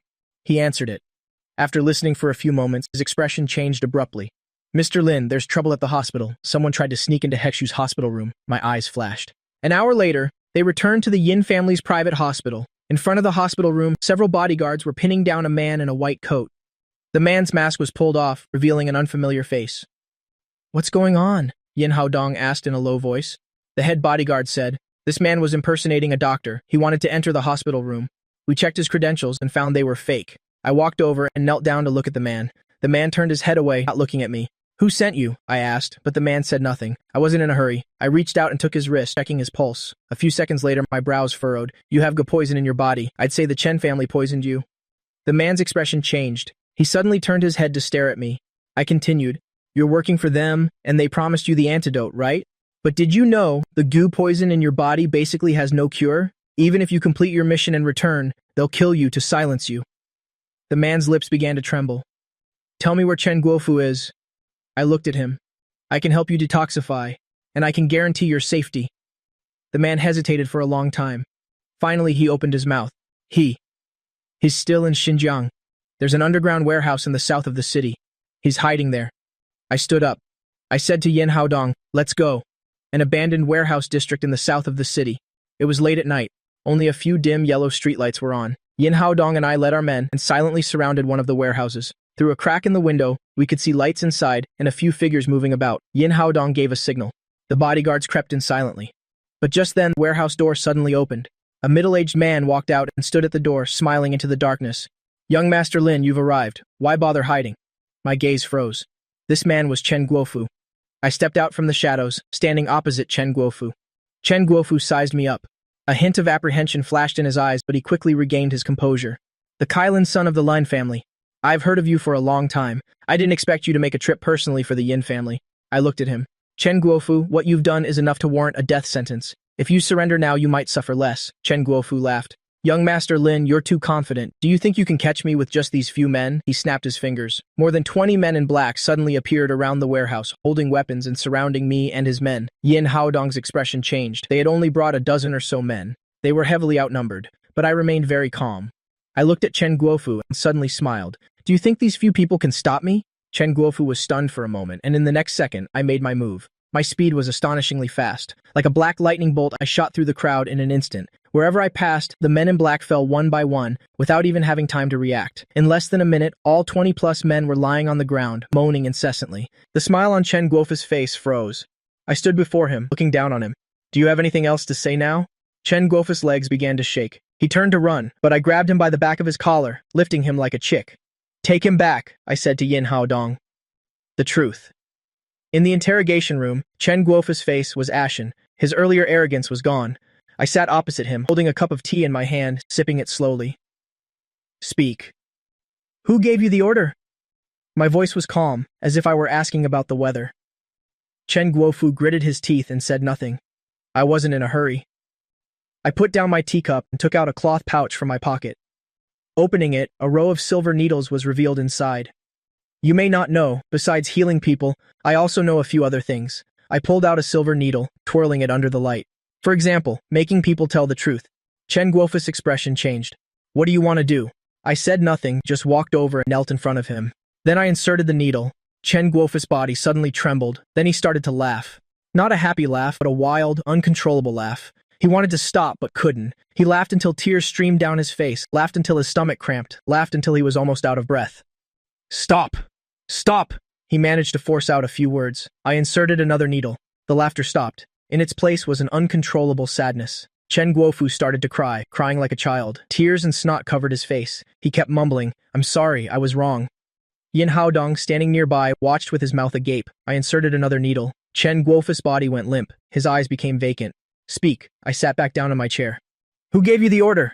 Chen Guofu began to confess mechanically. The person who ordered him was the head of the Chen family, Chen Wanian. The target was the Yin family, specifically Yin Hexue. The reason was simple. The Yin family had been developing too quickly in recent years, threatening the Chen family's position. Chen Wanian wanted to use control over Yin Hexue to threaten the Yin family, forcing them to give up market share. As for why they chose Yin Hexue, it was because she was the only granddaughter of the Yin family, the apple of Yin Haodong's eye. Controlling her was like controlling the entire Yin family. Who administered those goo poisons? I asked. It was a sorcerer from Miaojiang, Chen Guofu said. Chen Wanian paid a lot of money to invite him over. He said using goo poison was the safest bet, as it would be untraceable. Where is that sorcerer now? Still at the Chen family's estate. Chen Wanian keeps him at his home, exclusively working for him. I nodded and asked again, is there anyone else from your side in the Yin Corporation? Chen Guofu said a name. Yin Haodong's face immediately turned pale. That was his trusted confidant of many years, the vice president of the Yin Corporation, the man who had worked alongside him for 20 years. How dare he? He gritted his teeth, speaking word by word. I stood up and said to Yin Haodong, the questioning is almost done. You can handle what comes next. Yin Haodong took a deep breath and nodded. Thank you, young Master Lin. I waved my hand and stepped out of the interrogation room. Outside, the sky was about to brighten. Time to go back. 3 days later, Yin Hexue woke up. When she opened her eyes, the first thing she saw were the haggard faces of her parents. Lin Yuelin was crying her eyes out. Yin Haodong's eyes were also red, but he held back his tears. "Mom, Dad," Yin Hexue called out weakly. Lin Yuelin took her hand, too choked up to speak. "It's good that you're awake. It's good that you're awake." Yin Hexue's gaze swept across the room, finally resting on the quiet figure in the corner. It was me. I was standing there, leaning against the wall, holding a book in my hand, looking down at it. Sensing her gaze, I looked up and walked over. I checked her pulse. "You're fine now," I said. "Just get some good rest. You'll recover in a month." Yin Hexu looked at me and suddenly asked, "Did you save me?" I didn't say anything, just nodded. Tears suddenly welled up in Yin Hexu's eyes. She remembered the last time. It was also this man who had pulled her back from the brink of death. Back then, she was skeptical. Only now did she realize this man had really saved her twice. "Thank you," she said, her voice choked. I smiled. "No need to thank me. Just rest well." I turned to leave, but Yin Hexue suddenly called out to me. "Young Master Lin." I turned my head. "Will you come visit me again?" Yin Hexue asked, her eyes filled with anticipation and a touch of indescribable shyness. I was stunned for a moment, then shook my head. "No, I'm going back to Jingcheng tomorrow." The light in Yin Hexu's eyes dimmed, but she quickly smiled again. Then I wish you a safe journey." I nodded and walked out of the room. In the hallway, Yin Haodong was waiting for me. "Young Master Lin, are you sure you won't stay a few more days?" Yin Haodong said sincerely. "I'd like to thank you properly." I shook my head. "Someone is waiting for me at home." Yin Haodong understood my meaning and sighed. "All right then, I'll take you to the airport." "No need," I said. "You still have many things to handle at the hospital. I can just get a taxi myself." Yin Haodong insisted on taking me, so in the end, I had to agree. On the way to the airport, neither of us said much. When we arrived at the airport, Yin Haodong took my hand and said solemnly, "Young master, if you ever need anything in the future, the Yin family will never refuse." I smiled. "Xiao Yin, you're too kind. Hexue is a good kid. Take good care of her." Yin Haodong nodded, seeing me to the security gate. As the plane took off, I watched Xinjiang shrink outside the window. A strange feeling welled up inside me. This city. I've lived here for 5 years. I've been through so much. The good, the bad, the sweet, the bitter. Now, I was finally leaving for good. I remember when I first came to Xinjiang, I was still a passionate young man, thinking love could conquer all. Now I was leaving with a weary body, but I had unexpectedly found a new place to belong. Fate is truly unpredictable. When the plane landed at Jingcheng Airport, it was already evening. I walked out of the arrivals gate and saw Tang Yue at a glance. She stood in the middle of the crowd, wearing a simple white shirt and jeans, yet she still stood out so much. Seeing me, Tang Yue smiled and walked over. She naturally linked her arm with mine. "You're home? Are you tired? It's a good thing you're okay." "That's great. Let's go. Let's go home and eat. Mom made the braised pork you like." I looked at her. Suddenly I smiled. This is the life I've always wanted. No grand drama, no intense passion, no life or death vows, just simple warmth, and someone always waiting for me to come home. "Okay," I said, "let's go home." Half a year later, in Qintan, my married life with Tang Yue was simple but warm. I took over the Lin family's pharmaceutical business. I gradually brought the formulas I had accumulated over the years to the market. Under my leadership, Lin Pharmaceuticals launched 7 new drugs in just half a year. Each one had remarkable effects. They received sky-high praise. Everyone in the industry said the Lin family's Keelan son truly lived up to his reputation. Tang Yue wasn't idle either. She continued her investment work. With a sharp eye and precise moves, she made another several hundred million in just half a year. Everyone in Qintan's social circles said that I and Tang Yue were a match made in heaven. That evening, the two of us rarely had free time. We were curled up at home watching a movie. It was an old film, Roman Holiday. Tang Yue leaned on my shoulder, watching intently. "Lin Feng," she suddenly said, "tell me if one day we had to part ways like in the movie, what would you do?" I was stunned for a moment. Then I smiled. "That won't happen. Why? Because I'm not a reporter, and you're not a princess." I gently wrapped my arm around her shoulder. "We're ordinary people, living an ordinary life. We don't need to be apart." Tang Yue thought for a moment. She saw that I was right, so she nodded, and continued watching the movie. When the movie ended, my phone rang. It was Yin Haodong. "Mr. Lin, sorry to bother you." Yin Haodong's voice sounded very relaxed. "It's nothing major. Just wanted to give you an update. The Chen family matter has been settled." I nodded. "How did it go?" "Chen Wanian was sentenced to 15 years. Chen Guofu, 10 years. That Miao Jiang sorcerer has also been arrested," Yin Haodong said. "It's all thanks to you. Otherwise, our Yin family would have had a hard time escaping this disaster." "Xiao Yin, you're too kind," I said. "How is Hexue?" "Much better. She has fully recovered." Yin Haodong paused for a moment. Suddenly he chuckled. "Ah, Mr. Lin. There's something I wanted to tell you." "What is it?" "It seems little Hexue has taken a liking to you." Yin Haodong's voice carried a hint of helplessness. "She mentions you every day. She says she wants to visit you in Kintan. I was stunned for a moment. Then I laughed. It's just childishness. She'll be fine after a while. I hope so. Yin Haodong sighed. All right then, I won't bother you anymore. Come visit Tanjiang when you have the chance. I hung up the phone. Tang Yue looked at me. She raised an eyebrow. Who is that? Yin Haodong said Miss Yin likes you. I answered honestly. Tang Yue shot me a glare. Another one. Your luck with women is really too strong. I laughed. Are you jealous? Jealous? Tang Yue scoffed. Me, Tang Yue, jealous? I just find it annoying. One after another, they don't know their own limits. I looked at her and suddenly leaned in close. I kissed her lightly on the cheek. Tang Yue was stunned for a moment. Her cheeks flushed slightly. What are you doing? Nothing, I said with a smile. Just wanted to kiss you. Tang Yue gave me a look, but she didn't pull away. The moonlight streamed in through the window, illuminating our two intertwined shadows. This is life. Simple, warm, with you by my side. 5 years later, at the Lin family's old residence in Kinthane, in the courtyard, a 3 or 4-year-old girl was chasing a butterfly. Her laughter was crisp and clear. The little girl had 2 small pigtails. She wore a small floral dress. As she ran, her skirt fluttered. Like a little angel. Run slowly, don't fall, dear. Tang Yue sat under the eaves, holding a book in her hand, but her eyes followed her daughter. Mommy, butterfly. The little girl pointed at the butterfly flying away, stomping her foot anxiously. The butterfly has to go home, dear. Tang Yue smiled and waved. You should come home too. Wash your hands and eat. The little girl pouted and reluctantly walked over. She climbed onto the steps and threw herself into her mother's arms. Where's Daddy? The little girl asked. Daddy's in the study. He'll be out in a moment. Just as she finished speaking, I walked out of the study. Holding a small box, Daddy. The little girl immediately rushed over. I picked her up and kissed her on the cheek. Good girl. Daddy brought a present for you. The little girl's eyes lit up. What is it, Daddy? I opened the box. Inside was a delicate little jade pendant, carved in the shape of a butterfly. It was incredibly lifelike. Wow, the little girl exclaimed in amazement. Her tiny hand carefully touched the jade. It's so pretty. Do you like it? I love it. The little girl nodded vigorously. Thank you, Daddy. Tang Yue walked over. She looked at the jade pendant and smiled.